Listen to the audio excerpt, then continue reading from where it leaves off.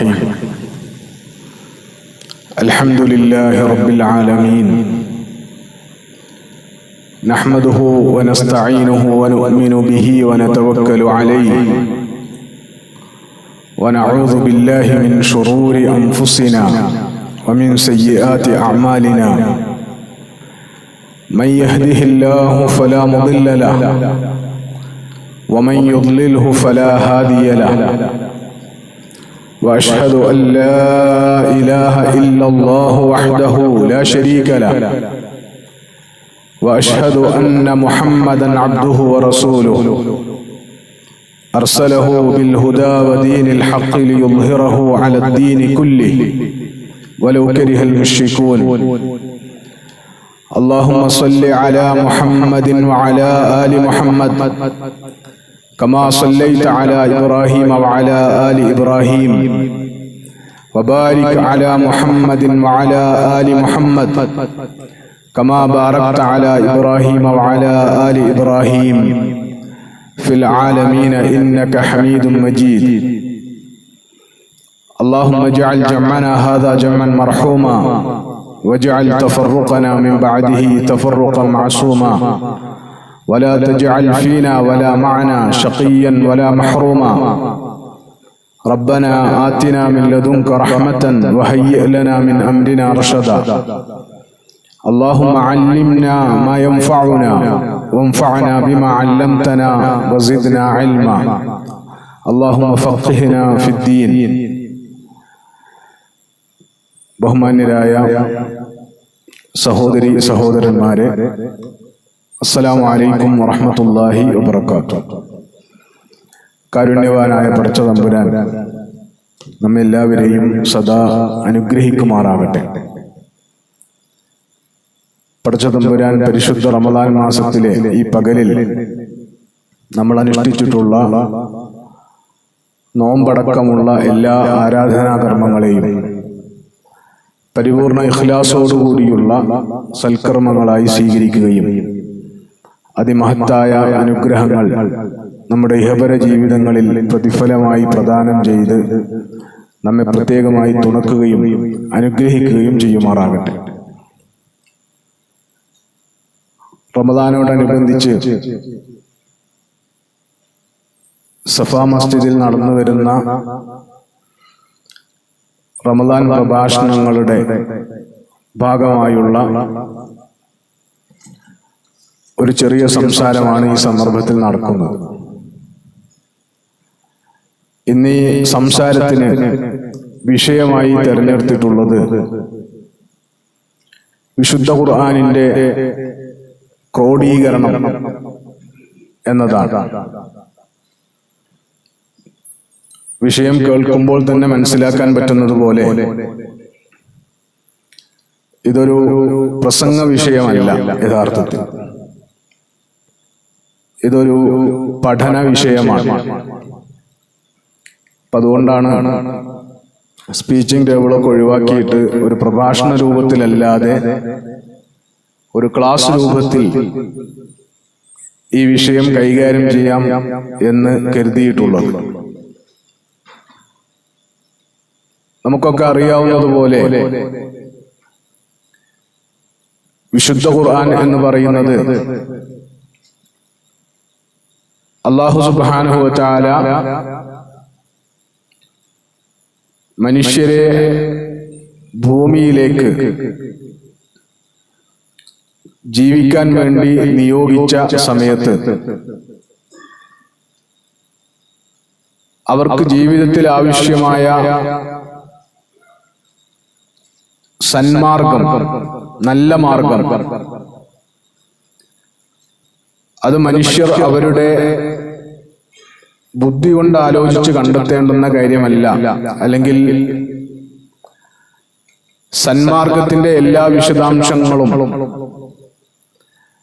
മനുഷ്യർക്ക് അവരുടെ ബുദ്ധി കൊണ്ടും യുക്തി കൊണ്ടും ശരിയായി മനസ്സിലാക്കിയെടുക്കുക, കണ്ടെത്തിയെടുക്കുക എന്ന് പറയുന്നത് മനുഷ്യന്റെ കഴിവിന് അതീതമായ കാര്യമാണ് എന്നതുകൊണ്ട് തന്നെ മനുഷ്യർക്ക് സന്മാർഗദർശനം കാണിച്ചു കൊടുക്കുക, മനുഷ്യർക്ക് സന്മാർഗം കാണിക്കുക എന്നത് അല്ലാഹു സുബ്ഹാനഹു വ തആല അല്ലാഹുവിന്റെ ഉത്തരവാദിത്തമായി, ബാധ്യതയായി ഏറ്റെടുത്ത കാര്യമാണ്. ഇന്ന അലൈനാ ലൽ ഹുദാ, സന്മാർഗം കാണിക്കുക എന്ന് പറയുന്നത് നമ്മുടെ ബാധ്യതയാണ് എന്ന് പറഞ്ഞ് അല്ലാഹു അത് ഏറ്റെടുത്തതാണ്. ആദ്യത്തെ മനുഷ്യരായ ആദം നബി അലൈഹിസ്സലാമയെയും ഹവ്വാ ബീവിയെയും ഭൂമിയിലേക്ക് അയക്കുമ്പോൾ അല്ലാഹു സുബ്ഹാനഹു വ തആല നിങ്ങൾക്ക് സന്മാർഗ ദർശനം എന്റെ അടുത്ത് നിന്ന് വന്നു കിട്ടും. അങ്ങനെ വന്നു കിട്ടുമ്പോൾ ആരതിനെ പിൻപറ്റി ജീവിക്കുന്നുവോ അവർക്കൊരിക്കലും സങ്കടപ്പെടുകയോ ഭയപ്പെടുകയോ ചെയ്യേണ്ടി വരികയില്ല. അതേ സമയത്ത് ആ സന്മാർഗത്തെ അവഗണിച്ച് ആരെങ്കിലും ജീവിച്ചാൽ അവർക്ക് ദുനിയാവിൽ തന്നെയും വളരെ ഇടുങ്ങിയ ജീവിതമാണ് ഉണ്ടാവുക, വളരെ കുടുസായ ജീവിതമാണ് ഉണ്ടാവുക. പരലോകത്ത് അള്ളാഹുവിന്റെ സന്മാർഗത്തെ തള്ളിക്കളഞ്ഞതിന്റെ ശിക്ഷ അവർ അനുഭവിക്കേണ്ടി വരികയും ചെയ്യും എന്നൊക്കെ അല്ലാഹു സുബ്ഹാനഹു വ തആല മുന്നറിയിപ്പ് നൽകിയിട്ടുണ്ടായിരുന്നു. അതിന്റെ അടിസ്ഥാനത്തിലാണ് അല്ലാഹു സുബ്ഹാനഹു വ തആല ഈ ഭൂമിയിലേക്ക് മനുഷ്യ ചരിത്രത്തിന്റെ വിവിധ ഘട്ടങ്ങളിൽ, എത്രത്തോളം എന്ന് വെച്ചാൽ എല്ലാ ജനസമൂഹങ്ങളിലും അല്ലാഹു സുബ്ഹാനഹു വ തആല പ്രവാചകന്മാരെ നിയോഗിച്ചിട്ടുണ്ട്. അല്ലെങ്കിൽ എല്ലാ കാലഘട്ടങ്ങളിലും അല്ലാഹു സുബ്ഹാനഹു വ തആല പ്രവാചകന്മാരെ നിയോഗിച്ചിട്ടുണ്ട് എന്നർത്ഥം വരുന്ന വിശുദ്ധ ഖുർആനിലെ ആയത്താണ് വലഖദ് ബഅസ്നാ ഫീ കുല്ലി ഉമ്മത്തിൻ റസൂല എന്ന് പറയുന്നത്. അപ്പൊ അങ്ങനെ അല്ലാഹു സുബ്ഹാനഹു വ തആല ധാരാളക്കണക്കായ പ്രവാചകന്മാരെ ഭൂമിയിലേക്ക് പറഞ്ഞയച്ചിട്ടുണ്ട്. ആ പ്രവാചകന്മാരിൽ പലർക്കും അല്ലാഹു സുബ്ഹാനഹു വ തആല സന്മാർഗ ദർശനം വേദപുസ്തകമായിട്ട് തന്നെ കൈമാറിയിട്ടുണ്ട്. വേദഗ്രന്ഥങ്ങൾ, കിതാബുകൾ ആയിട്ട് തന്നെ അല്ലാഹു സുബ്ഹാനഹു വ തആല അത് നൽകിയിട്ടുണ്ട്. കിതാബുകളിൽ വിശ്വസിക്കുക എന്ന് പറയുന്നത് ഈമാൻ കാര്യങ്ങളിൽ മൂന്നാമത് വരുന്ന കാര്യമാണ്. അല്ലാഹു അവതരിപ്പിച്ചിട്ടുള്ള എല്ലാ വേദഗ്രന്ഥങ്ങളും സത്യമാണെന്ന് വിശ്വസിക്കൽ നമ്മുടെ ഈമാൻ പൂർത്തീകരിക്കാൻ അനിവാര്യമായും ഉണ്ടാകേണ്ടുന്ന വിശ്വാസമാണ്. അപ്പൊ ആ വേദഗ്രന്ഥങ്ങളുടെ കൂട്ടത്തിൽ അല്ലാഹു സുബ്ഹാനഹു വ തആല പ്രവാചകത്വ പരമ്പര അവസാനിപ്പിക്കാനും ലോകത്താകമാനമുള്ള മനുഷ്യർക്ക് അവസാനമായി ഒരു ശരീഅത്ത്, ഒരു ഇസ്ലാമിക നിയമസംഹിത അവതരിപ്പിച്ച് നൽകാനും തീരുമാനിച്ചപ്പോൾ അതിനായി അല്ലാഹു സുബ്ഹാനഹു വ തആല തിരഞ്ഞെടുത്തത് മഹാനായ അന്ത്യപ്രവാചകൻ മുഹമ്മദ് മുസ്തഫ സല്ലല്ലാഹു അലൈഹി വസല്ലമയെയാണ്. നബി സല്ലല്ലാഹു അലൈഹി വസല്ലമക്ക് മേൽ അവതരിപ്പിക്കപ്പെട്ട വേദഗ്രന്ഥത്തിന്റെ പേരാണ് അൽ ഖുർആൻ എന്ന് പറയുന്നത്. ഈ ഖുർആനുമായുള്ള നമ്മുടെ ബന്ധം എന്ന് പറയുന്നത് പലതരത്തിലുള്ള ബന്ധങ്ങളാണ്. ഖുർആനുമായിട്ട് എന്തൊക്കെ സമീപന രീതികളാണ് നമ്മൾ സ്വീകരിക്കേണ്ടത് എന്ന് ചോദിച്ചാൽ നമുക്കറിയുന്നതും അറിയാത്തതുമായി പലതരത്തിലുള്ള ഇടപാടുകൾ, സമീപനങ്ങൾ, ബാധ്യതകൾ വിശുദ്ധ ഖുർആനുമായി ബന്ധപ്പെട്ട് നമുക്ക് എല്ലാവർക്കും ഉണ്ട്.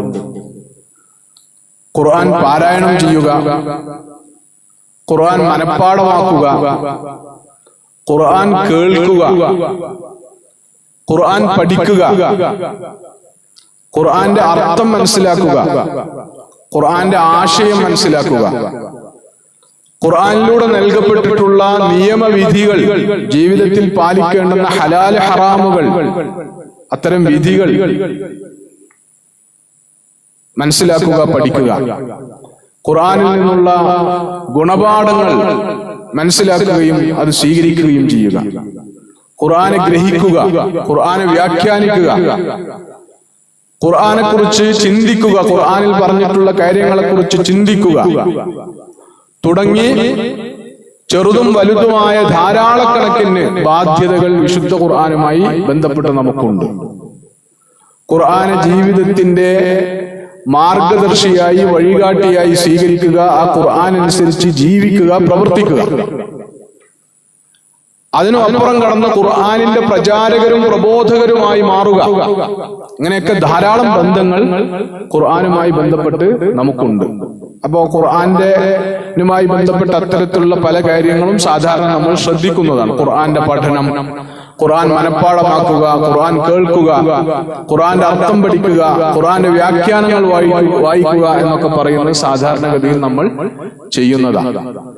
ഇതൊക്കെയും ഖുർആനുമായി ബന്ധപ്പെട്ട വിജ്ഞാനങ്ങൾ തന്നെയാണ്. അതേ സമയത്ത് ഖുർആനെ കുറിച്ചുള്ള വിജ്ഞാനങ്ങൾ എന്ന് പറയുന്ന അതിവിശാലമായ ഒരു പഠന മേഖലയുണ്ട്. ഉലൂമുൽ ഖുർആൻ എന്നാണ് അതിന് പറയാം. അപ്പൊ ഖുർആനുമായി ബന്ധപ്പെട്ട പഠനങ്ങളെ കുറിച്ച് പറയുമ്പോൾ തന്നെ അൽ ഖുർആനു വ ഉലൂമുഹു എന്നാണ് പറയാം. ഖുർആനും ഖുർആനെ കുറിച്ചുള്ള വിജ്ഞാനങ്ങളും.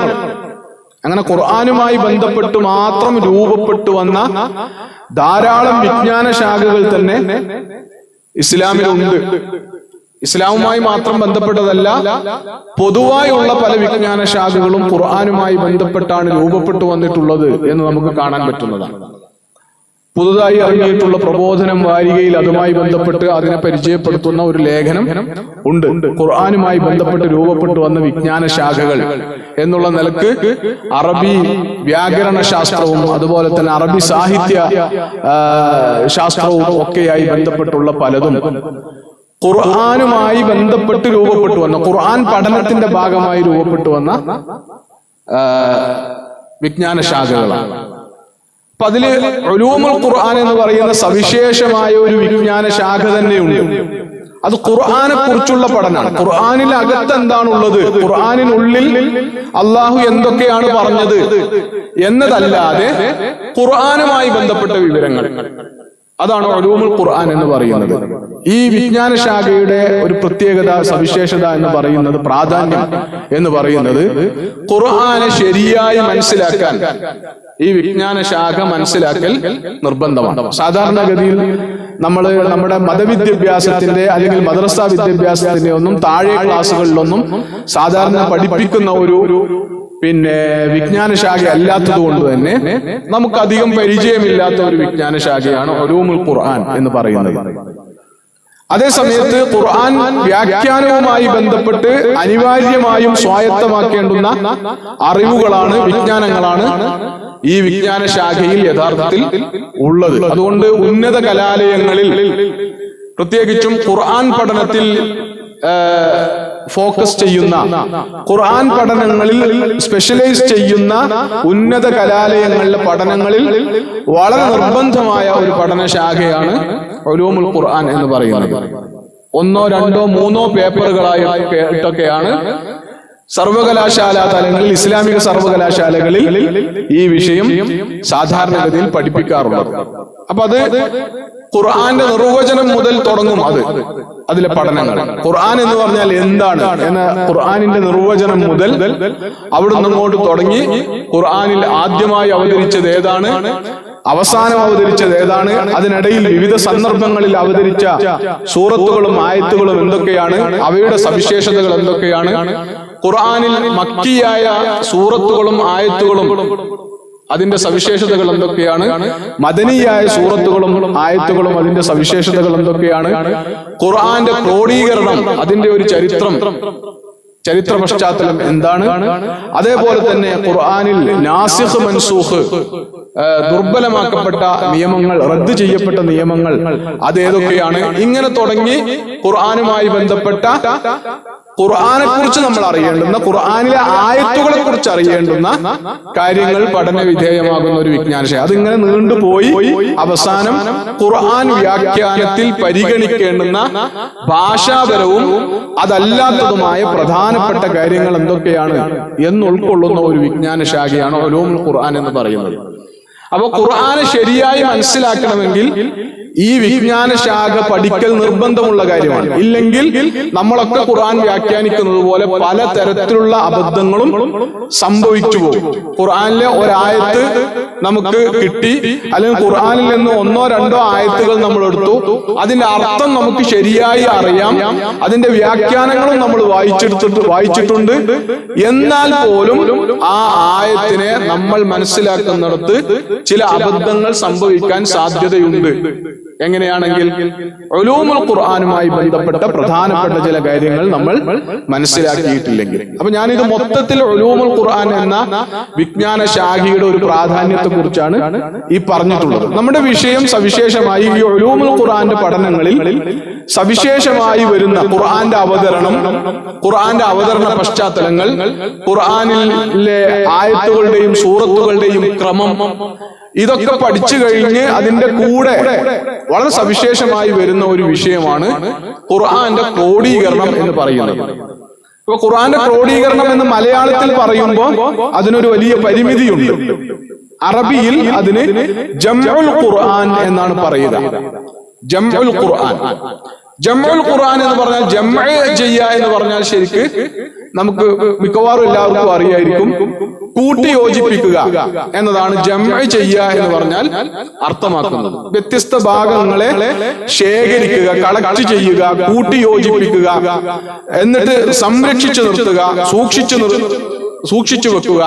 ഇതിനാണ് ഭാഷാപരമായിട്ട് ജംഅ എന്ന് പറയുക. അപ്പൊ ജംഉൽ ഖുർആൻ എന്ന് പറഞ്ഞാൽ അതുകൊണ്ട് പല കാര്യങ്ങൾ ഉദ്ദേശിക്കുന്നുണ്ട്. അപ്പൊ ബേസിക്കലി അതിന്റെ ഉദ്ദേശം ഖുർആന്റെ സംരക്ഷണം എന്നതാണ്. ഖുർആന്റെ സംരക്ഷണം വളരെ നിർബന്ധമുള്ള കാര്യമാണ് എന്ന് മാത്രമല്ല, അല്ലാഹു സുബ്ഹാനഹു വ തആല അള്ളാഹുവിന്റെ ബാധ്യതയായിട്ട് ഏറ്റെടുത്തിട്ടുള്ള കാര്യമാണ്. അന്ത്യനാൾ വരെ വിശുദ്ധ ഖുർആൻ സംരക്ഷിക്കപ്പെടണം എന്ന് അള്ളാഹു തീരുമാനിച്ചിട്ടുള്ളതാണ്. അതിന്റെ കാരണം വളരെ സിമ്പിൾ ആണ്.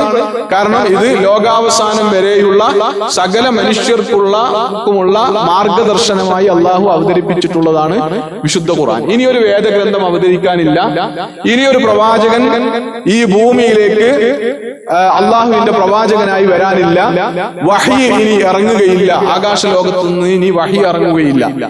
ലോകാവസാനം വരെയുള്ള സകല മനുഷ്യർക്കുമുള്ള പ്രവാചകനായിട്ടാണ് അല്ലാഹു സുബ്ഹാനഹു വ തആല മുഹമ്മദ് നബി സല്ലല്ലാഹു അലൈഹി വസല്ലമയെ അയച്ചിട്ടുള്ളത്. ഖുൽ യാ അയ്യുഹൻ നാസു ഇന്നി റസൂലുള്ളാഹി ഇലൈക്കും ജമീഅ. റസൂലിനെ കൊണ്ട് അല്ലാഹു സുബ്ഹാനഹു വ തആല അത് പ്രഖ്യാപിച്ചിട്ടുള്ളതാണ്. ജനങ്ങളോട് പ്രഖ്യാപിക്കുക, അല്ലയോ ജനങ്ങളെ, ഞാൻ നിങ്ങളിലേക്ക് എല്ലാവരിലേക്കും നിയോഗിക്കപ്പെട്ടിട്ടുള്ള അള്ളാഹുവിന്റെ റസൂലാകുന്നു എന്ന് ഖുർആൻ വളരെ ഗണ്യതമായി പറഞ്ഞിട്ടുള്ള കാര്യമാണ്. അപ്പൊ നബി സല്ലല്ലാഹു അലൈഹി വസല്ലം, മുഹമ്മദ് നബി സല്ലല്ലാഹു അലൈഹി വസല്ലം അന്ത്യപ്രവാചകനാണ്. മുഹമ്മദ് നബി സല്ലല്ലാഹു അലൈഹി വസല്ലമയുടെ ആയുസ് തീർന്നു. മുഹമ്മദ് നബി സല്ലല്ലാഹു അലൈഹി വസല്ലം ഈ ലോകത്ത് നിന്ന് വിയോഗപ്പെട്ടു പോയിരിക്കുന്നു എന്നതും ഒരു യാഥാർത്ഥ്യമാണ്. അവസാനത്തെ പ്രവാചകനാണ് എന്ന് കരുതി മുഹമ്മദ് നബി സല്ലല്ലാഹു അലൈഹി വസല്ലം ലോകാവസാനം വരെ ജീവിക്കുക എന്നത് സംഭവിക്കുകയില്ല. നബി സല്ലല്ലാഹു അലൈഹി വസല്ലം വഫാത്തായിരിക്കുന്നു.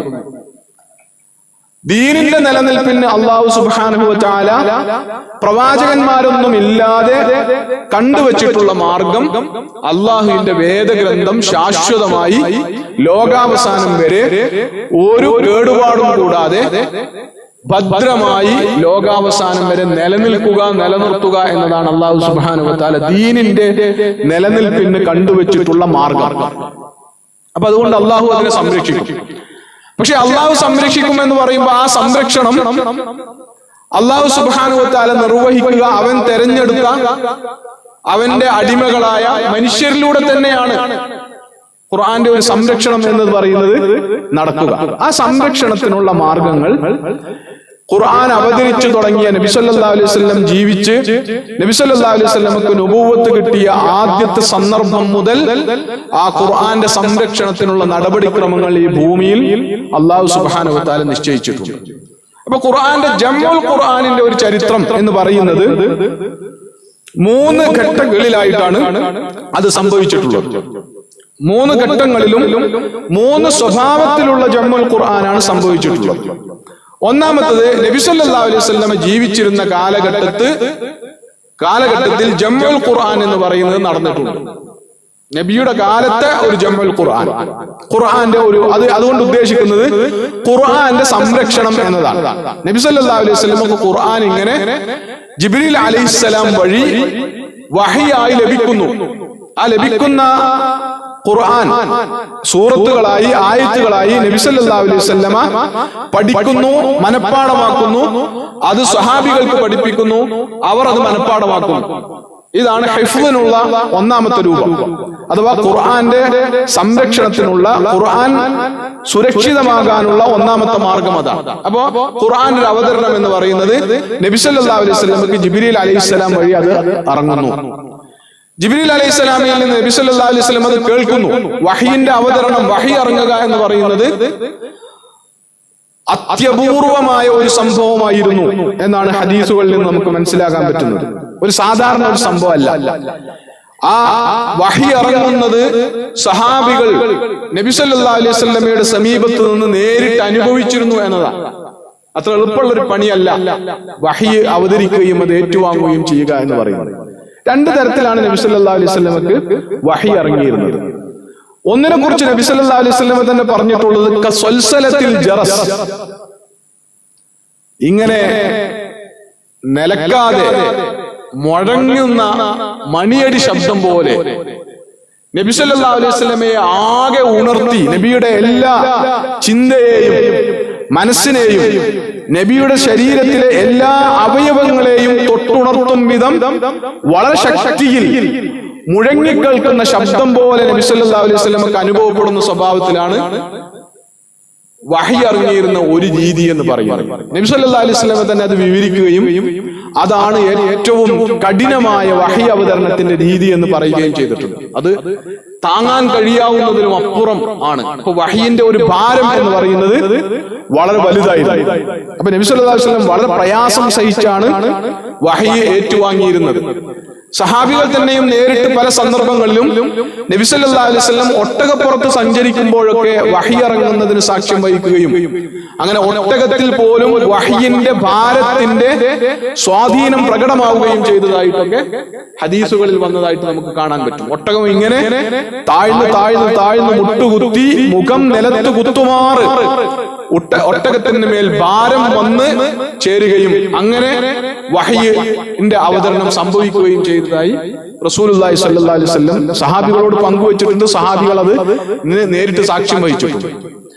അപൂർവം ചില സന്ദർഭങ്ങളിൽ നബി സല്ലല്ലാഹു അലൈഹി വസല്ലമയുടെ അടുത്ത് ജിബ്രീൽ എന്ന് പറയുന്ന മാലാഖ മലക്ക് മനുഷ്യരൂപത്തിൽ പ്രത്യക്ഷപ്പെടുകയും അങ്ങനെ വഹി നൽകുകയും ചെയ്യുന്ന സന്ദർഭങ്ങളും ഉണ്ടായിട്ടുണ്ട്. ഈ രണ്ട് രീതിയിലാണ് നബി സല്ലല്ലാഹു അലൈഹി വസല്ലമക്ക് വഹി ഇറങ്ങിയിട്ടുള്ളത്. വിശുദ്ധ ഖുർആനിൽ പ്രത്യേകിച്ചും റമദാനുമായി ബന്ധപ്പെട്ട് നമ്മൾ ശ്രദ്ധിക്കുന്ന ഒരു കാര്യമാണ് വിശുദ്ധ ഖുർആൻ അവതരിച്ചത് ലൈലത്തുൽ ഖദറിലാണ് എന്നത്. ഖുർആനിൽ അതുമായി ബന്ധപ്പെട്ട് 2-3 പരാമർശങ്ങളുണ്ട്. ഒന്ന് നേർക്ക് നേരെ ഇന്നാ അൻസൽനാഹു ഫീ ലൈലത്തുൽ ഖദർ, വിശുദ്ധ ഖുർആനെ നാം അവതരിപ്പിച്ചിട്ടുള്ളത് ലൈലത്തുൽ ഖദറിലാണ് എന്ന് നേരിട്ട് പറഞ്ഞിട്ടുണ്ട്. വേറെ ഒരു സന്ദർഭത്തിൽ ഇന്നാ അൻസൽനാഹു ഫീ ലൈലത്തിൻ മുബാറകത്തിൻ, ഒരു ബർക്കത്തുകൾ നിറഞ്ഞ മുബാറക്കായ ബർക്കത്തുകൾ നിറഞ്ഞ ഒരു രാത്രിയിലാണ് നാം ഖുർആൻ അവതരിപ്പിച്ചത് എന്ന് പറഞ്ഞിട്ടുണ്ട്. അപ്പോ ഒരു രാവിൽ അവതരിച്ചു എന്നതുകൊണ്ട് എന്താണ് ഉദ്ദേശിക്കുന്നത്? അതേസമയത്ത് റസൂലുള്ളാഹി സ്വല്ലല്ലാഹു അലൈഹി വസല്ലമക്ക് ഖുർആൻ അവതരിച്ചതിന്റെ രീതി മുൻകാല വേദഗ്രന്ഥങ്ങളിൽ നിന്ന് വ്യത്യസ്തമാണ്. ഖുർആനും മറ്റു വേദഗ്രന്ഥങ്ങളും തമ്മിലുള്ള വ്യത്യാസത്തിലെ ഒരു പ്രധാനപ്പെട്ട വ്യത്യാസം, ഖുർആൻ അല്ലാത്ത വേദഗ്രന്ഥങ്ങളെല്ലാം അവതരിച്ചത് ഒറ്റയടിക്കാൻ, ഒരൊറ്റ തവണയായി പ്രവാചകന്റെ കരങ്ങളിലേക്ക്, പ്രവാചകനിലേക്ക് നേരിട്ട് നൽകുക, ഒരൊറ്റ തവണയായി എന്ന രീതിയാണ് മുൻകാല വേദഗ്രന്ഥങ്ങൾക്കൊക്കെ ഉള്ളത്. സബൂർ ആണെങ്കിലും, ദാവൂദ് നബി അലൈഹി സ്വലാമിന് നൽകപ്പെട്ടിട്ടുള്ള സബൂർ ആണെങ്കിലും, മൂസാ നബി അലൈഹി സ്വലാമിന് നൽകപ്പെട്ട തൗറാത്ത് ആണെങ്കിലും, ഈസാ നബി അലൈഹി സ്വലാമിന് നൽകപ്പെട്ട ഇഞ്ചീലാണെങ്കിലും, ഇബ്രാഹിം നബി അലൈഹി സ്വലാമിന് നൽകപ്പെട്ട സുഹഫ് ആണെങ്കിലും, അങ്ങനെ മറ്റു പ്രവാചകന്മാർക്കും അത്തരം ഏടുകൾ നൽകപ്പെട്ടതായിട്ട് ഖുർആനിൽ സൂചനകളുണ്ട്. അങ്ങനെ നൽകപ്പെട്ട മുഴുവൻ വേദഗ്രന്ഥങ്ങളും മുഴുവൻ കിതാബുകളും, മുൻപ് ഖുർആന് മുമ്പ് നൽകപ്പെട്ട എല്ലാ കിതാബുകളും പ്രവാചകന്മാർക്ക് നൽകപ്പെട്ടത് ഒരൊറ്റ തവണയാണ്, ഒന്നിച്ച് കിതാബ് മുഴുവനായിട്ട് നൽകുക എന്ന രീതിയാണ് സ്വീകരിച്ചിരുന്നത്. അതേസമയത്ത് ഖുർആന്റെ അവതരണം നമുക്കൊക്കെ അറിയാവുന്നതുപോലെ ഒരൊറ്റ തവണയായിട്ടല്ല സംഭവിച്ചിട്ടുള്ളത്.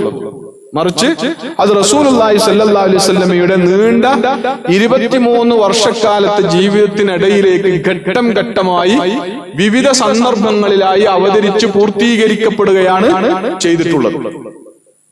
ഒന്നിച്ച് വലിയ സൂറത്തുകളൊന്നും ഒന്നിച്ച് അവതരിച്ചിട്ടില്ല റസൂൽ സ്വല്ലല്ലാഹു അലൈഹി വസല്ലം. 10 ആയത്തുകൾ, അതിനേക്കാൾ കുറച്ചധികം ആയത്തുകൾ, ഇങ്ങനെയൊക്കെയാണ് ഓരോ തവണയും അവതരിച്ചിരുന്നത്. അങ്ങനെ കുറച്ചായിട്ടാണ് വിശുദ്ധ ഖുർആന്റെ അവതരണം ഉണ്ടായിട്ടുള്ളത്. അപ്പൊ ഈ ലൈലത്തുൽ ഖദറിൽ ഖുർആൻ അവതരിച്ചു എന്ന് പറയുന്നതിന്റെ ഉദ്ദേശം എന്താണ് എന്നത് പണ്ഡിതന്മാർ ഹദീസുകളുടെ അടിസ്ഥാനത്തിൽ തന്നെ വിശദീകരിച്ചിട്ടുള്ളത്. വിശുദ്ധ ഖുർആന് 2 തരം അവതരണങ്ങൾ ഉണ്ടായിട്ടുണ്ട്. ഇൻസാലുൽ ഖുർആൻ വ തൻസീലുൽ ഖുർആൻ, അങ്ങനെ 2 പ്രയോഗങ്ങളുണ്ട്. ഇൻസാൽ എന്ന് പറഞ്ഞാൽ ഒന്നിച്ച് അവതരിക്കുന്നതിനാണ് ഇൻസാൽ എന്ന് പറയുന്നത്. ഹുവല്ലദീ അൻസല എന്ന് പറഞ്ഞിട്ട് പിന്നെ വിശുദ്ധ ഖുർആനിൽ അത്തരം പ്രയോഗങ്ങൾ നമുക്ക് കാണാൻ പറ്റുന്ന, നേരത്തെ തന്നെ നമ്മൾ പറഞ്ഞ ഇന്നാ അൻസൽനാഹു എന്നൊക്കെയുള്ള പിന്നെ പ്രയോഗം അതിൽപ്പെട്ടതാണ്. ഇൻസാൽ എന്ന് പറഞ്ഞാൽ ഒന്നിച്ച് ഇറക്കുന്നതിനും ഘട്ടം ഘട്ടമായി അവതരിപ്പിക്കുന്നതിനും പൊതുവായി പറയുന്നതാണ്. അതേ സമയത്ത് തെൻസീൽ എന്ന പ്രയോഗം, നസ്സൽന എന്ന് പറയുന്ന പ്രയോഗം. തെൻസീൽ എന്ന് പറയുന്ന പ്രയോഗം അറബി ഭാഷയിൽ ഘട്ടം ഘട്ടമായി അവതരിപ്പിക്കുന്നതിന് മാത്രം പറയുന്നതാണ്. അപ്പൊ ഖുർആന് 2 തരത്തിലുള്ള അവതരണങ്ങൾ ഉണ്ടായിട്ടുണ്ട്. ഒന്ന് ലൗഹുൽ മഹ്ഫൂദിൽ നിന്ന്, അള്ളാഹുവിൽ നിന്ന് സമാഉദ് ദുനിയ എന്ന് പറയും. സമാഉദ് ദുനിയ എന്ന് പറഞ്ഞാൽ ദുനിയാവിനോട് അടുത്ത, ഏറ്റവും അടുത്ത ആകാശം. ആകാശങ്ങൾ പല തട്ടുകളായിട്ടാണുള്ളത് എന്ന് ശാസ്ത്രപ്രകാരവും വിശുദ്ധ ഖുർആൻ അനുസരിച്ചും നമുക്ക് മനസ്സിലാക്കാൻ പറ്റുന്ന സബ്അ സമാവാത്ത് എന്ന പ്രയോഗമുണ്ട്. 7 ആകാശങ്ങൾ. അതില് ദുനിയാവിനോട്, ഭൂമിയോട് ഏറ്റവും അടുത്ത ആകാശ ലോകത്തേക്ക് അല്ലാഹു സുബ്ഹാനഹു വ തആല വിശുദ്ധ ഖുർആനിനെ ഒന്നിച്ചിറക്കിയതാണ്. ബൈത്തുൽ മഅമൂറിൽ നിന്ന് ബൈത്തുൽ ഇസ്സയിലേക്ക് എന്നാണ് പറയാ.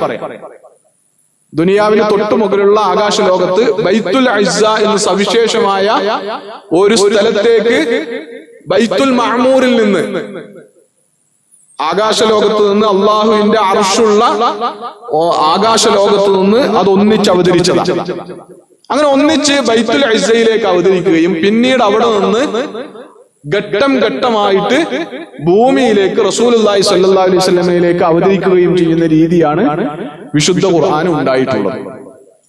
ഇങ്ങനെ നബി സല്ലല്ലാഹു അലൈഹി വസല്ലമക്ക് വിശുദ്ധ ഖുർആൻ അവതരിക്കുമ്പോൾ നമുക്കൊക്കെ അറിയാവുന്ന ഒരു യാഥാർത്ഥ്യമാണ്. അത് ഖുർആനിൽ, മുസ്ഹഫിൽ നമ്മൾ നിലവിൽ കാണുന്ന ഓർഡറിലല്ല, തർത്തീബിലല്ല നബി സല്ലല്ലാഹു അലൈഹി വസല്ലമക്ക് ഖുർആൻ അവതരിച്ചിട്ടുള്ളത്. ഏറ്റവും ആദ്യം ഖുർആനിൽ നിന്ന് അവതരിച്ചിട്ടുള്ള ആയത്തുകൾ ഏതാണ് എന്ന കാര്യത്തിൽ പണ്ഡിതന്മാർക്ക് ഏകാഭിപ്രായമുള്ളതാണ്. അത് സൂറത്തുൽ അലഖിലെ ഇഖ്റ ബിസ്മി റബ്ബിക്കല്ലദീ ഖലഖ് എന്ന് തുടങ്ങുന്ന ആദ്യത്തെ 5 ആയത്തുകളാണ്. അതേ സമയത്ത് ഏറ്റവും അവസാനം അവതരിച്ച ആയത്തുകൾ ഏതാണെന്ന് ചോദിച്ചാൽ സൂറത്തുൽ നാസ് അല്ല, അത് സൂറത്തുൽ ബഖറയിലുള്ള ആയത്താണ്. വത്തഖൂ യൗമൻ തുർജഊന ഫീഹി ഇലല്ലാഹ് എന്ന് തുടങ്ങുന്ന ആയത്താണ്.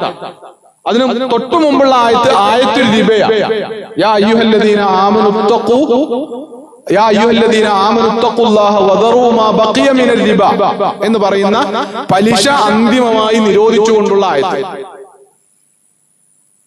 അപ്പോ ആയത്തുൽ റിബ, അതിനുശേഷം വത്തഖൂ യൗമൻ തുർജഊന ഫീഹി ഇലല്ലാഹ് എന്ന ആയത്ത്, അതിനുശേഷമാണ് ഖുർആനിലെ ഏറ്റവും ദീർഘമായ ആയത്ത് ആയത്തുദ് ദൈൻ എന്ന് പേരുള്ള, കടമിടപാടിന്റെ ആയത്ത് എന്ന് പേരുള്ള ആയത്തുള്ളത്. അപ്പോ ഇതില് ഏറ്റവും പ്രബലമായ പണ്ഡിതന്മാരുടെ അഭിപ്രായം വത്തഖൂ യൗമൻ തുർജഊന ഫീഹി ഇലല്ലാഹ് എന്ന ആയത്താണ് ഏറ്റവും അവസാനം അവതരിച്ചത് എന്നതാണ്. അതേ സമയത്ത് ചില പണ്ഡിതന്മാർക്ക് അഭിപ്രായ വ്യത്യാസമുണ്ട്. അതിൽ ചിലര് ആയത്തുൽ റിബയാണ്, പലിശയുമായി ബന്ധപ്പെട്ടാണ് ആയത്താണ് ഏറ്റവും അവസാനം അവതരിച്ചത് എന്നും, ചില പണ്ഡിതന്മാർക്ക് ആയത്തുദ് ദൈൻ, കടമിടപാടുമായി ബന്ധപ്പെട്ട ആയത്താണ് ഏറ്റവും അവസാനം അവതരിച്ചത് എന്ന അഭിപ്രായമുണ്ട്. ഈ 3 അഭിപ്രായങ്ങളെയും ജമ്മ് ചെയ്തുകൊണ്ട് ചില പണ്ഡിതന്മാർ പറഞ്ഞിട്ടുള്ളത് ഈ 3 ആയത്തും ഒന്നിച്ച് അവതരിച്ചതാണ് എന്നതാണ്. അത് ഖുർആൻ സൂറത്തുൽ ബഖറയിൽ അടുത്തടുത്തുള്ള 3 ആയത്താണ്. ആ 3 ആയത്തുകളും ഒന്നിച്ച് അവതരിച്ചതാണ് എന്നതാണ്. അപ്പൊ ഇത് പറഞ്ഞ എന്തിനാന്ന് ചോദിച്ചാൽ, ഖുർആൻ അവതരണത്തിന്റെ ക്രമം വേറെയാണ്, മുസ്ഹഫിലുള്ള ക്രമം വേറെയാണ്. ഖുർആൻ എങ്ങനെ അവതരിക്കണം, ഏതാദ്യം അവതരിക്കണം എന്ന തീരുമാനം അള്ളാഹുവിൻ്റെതാണ് എന്നതുപോലെ തന്നെ മുസ്ഹഫിൽ അത് ഏത് ക്രമപ്രകാരമായിരിക്കണം എന്നതും അള്ളാഹുവിന്റെ തീരുമാനമാണ്. അത് പിൽക്കാലത്ത് ആരെങ്കിലും ഓർഡർ നിശ്ചയിച്ചതല്ല. പിൽക്കാലത്ത് ആരെങ്കിലും ആദ്യം ഫാത്തിഹ കിടക്കട്ടെ, പിന്നെ ഏറ്റവും കൂടുതൽ ആയത്തുള്ള സൂറത്തുൽ ബഖറ കിടക്കട്ടെ, ഇങ്ങനെ കരുതി പിൽക്കാലത്ത് മനുഷ്യന്മാർ നിർണയിച്ചതല്ല. അത് അള്ളാഹുവിന്റെ തന്നെ തീരുമാനമാണ്. എന്ന് പറഞ്ഞാൽ ബൈത്തുൽ ഇസ്സയിലേക്ക് വിശുദ്ധ ഖുർആൻ ഒന്നിച്ച് അവതരിച്ചപ്പോൾ ഉള്ള അതേ ഓർഡറിലാണ് മുസ്ഹഫിൽ ഇപ്പോൾ വിശുദ്ധ ഖുർആനിൽ സൂറത്തുകളും ആയത്തുകളും ഉള്ളത്. അപ്പൊ നബി സല്ലല്ലാഹു അലൈഹി വസല്ലമയുടെ ജീവിതത്തിലേക്ക് ഇതിങ്ങനെ ഘട്ടം ഘട്ടമായിട്ട് അവതരിക്കുന്നു. അപ്പൊ നബി ഇത് അവതരിക്കുമ്പോ നബി സല്ലല്ലാഹു അലൈഹി വസല്ലമയെ സംബന്ധിച്ചിടത്തോളമുള്ള ഏറ്റവും പ്രധാനപ്പെട്ട ഒരു വിഷയം എന്ന് പറയുന്നത്, ഈ അവതരിക്കുന്ന ആയത്ത് വെറുതെ ഒരൊറ്റ സമയത്ത് തനിക്ക് ഇങ്ങനെ കേട്ട് ആസ്വദിക്കാൻ വേണ്ടി അവതരിക്കുന്നതല്ല. മറിച്ച് താൻ അള്ളാഹുവിന്റെ റസൂൽ എന്നുള്ള നിലക്ക് ഈ ജിബ്രീൽ അലൈഹിസ്സലാം ഓതി കേൾപ്പിക്കുന്ന ഈ ആയത്തുകൾ താൻ ഇത് ജനങ്ങൾക്ക് പാരായണം ചെയ്തു കൊടുക്കുകയും അവരെ ഇത് പഠിപ്പിക്കുകയും ചെയ്യേണ്ടതാണ്. അപ്പൊ സ്വാഭാവികമായിട്ടും റസൂൽ സല്ലല്ലാഹു അലൈഹി വസല്ലമക്ക് ജിബ്രീൽ ഇത് ഓതി കേൾപ്പിക്കുമ്പോ അത് പെട്ടെന്ന് പഠിച്ചെടുക്കാനുള്ള ഒരു വ്യഗ്രത നബി സല്ലല്ലാഹു അലൈഹി വസല്ലമക്ക് ഉണ്ടാവുക എന്നത് സ്വാഭാവികമാണ്. കാരണം ജിബ്രീൽ പോയി കഴിഞ്ഞാൽ പിന്നെ ആവശ്യമുള്ള സമയത്ത് ജിബ്രീലിനെ വിളിച്ചാൽ കിട്ടുമൊന്നുമില്ല. അപ്പൊ ഞാൻ ആദ്യം നേരത്തെ ഓതി തന്ന ഞാൻ മറന്നിട്ടുണ്ട്, അതിൽ ഇത് കഴിഞ്ഞിട്ട് എന്തായിരുന്നു എന്ന് ചോദിക്കാൻ പറ്റുന്ന ഒരു ബന്ധമല്ല നബി സല്ലല്ലാഹു അലൈഹി വസല്ലമയും ജിബ്രീലും തമ്മിലുള്ളത്. വഹയിന്റെ അവതരണം ജിബ്രീൽ വഹയുമായി പ്രത്യക്ഷപ്പെടാൻ എന്നൊക്കെ പറയുന്നത് അള്ളാന്റെ തീരുമാനപ്രകാരം മാത്രം നടക്കുന്നതാണ്. നബി സല്ലല്ലാഹു അലൈഹി വസല്ലം ഇഷ്ടപ്പെടുന്ന സമയത്ത് അങ്ങനെ വഹി ഇറങ്ങുകയോ ജിബ്രീൽ പ്രത്യക്ഷപ്പെടുകയോ ഒന്നും ചെയ്തിരുന്നില്ല. അപ്പൊ നബി സല്ലല്ലാഹു അലൈഹി വസല്ലം ഇത് ഓതി പഠിക്കാനുള്ള ഒരു വ്യഗ്രത നബി സല്ലല്ലാഹു അലൈഹി വസല്ലമയിൽ ഉണ്ടായി. അപ്പൊ നബി സല്ലല്ലാഹു അലൈഹി വസല്ലം ഇത് ജിബ്രീൽ ഓതി കൊടുക്കുമ്പോൾ തന്നെ നബി സല്ലല്ലാഹു അലൈഹി വസല്ലം ഇങ്ങനെ നാവുകൊണ്ട് ഇങ്ങനെ അപ്പൊ തന്നെ ചെല്ലി ഇങ്ങനെ പഠിക്കാനുള്ള ഒരു ധൃതി കാണിച്ചു. അപ്പോ അല്ലാഹു സുബ്ഹാനഹു വ തആല നബിയെ ആശ്വസിപ്പിച്ചുകൊണ്ട് പറഞ്ഞു, ലാ തുഹർരിക് ബിഹി ലിസാനക ലിതഅജല ബിഹി. ഇങ്ങനെ ധൃതി കാണിച്ച് ഇതിങ്ങനെ പഠിക്കാനുള്ള ഒരു വ്യഗ്രതയിൽ താങ്കൾ ഇങ്ങനെ നാവുകൊണ്ട് ഇങ്ങനെ സ്പീഡിൽ ചൊല്ലി പഠിക്കേണ്ടതില്ല. താങ്കൾ ഒരിക്കലും മറന്നു പോവുകയില്ല.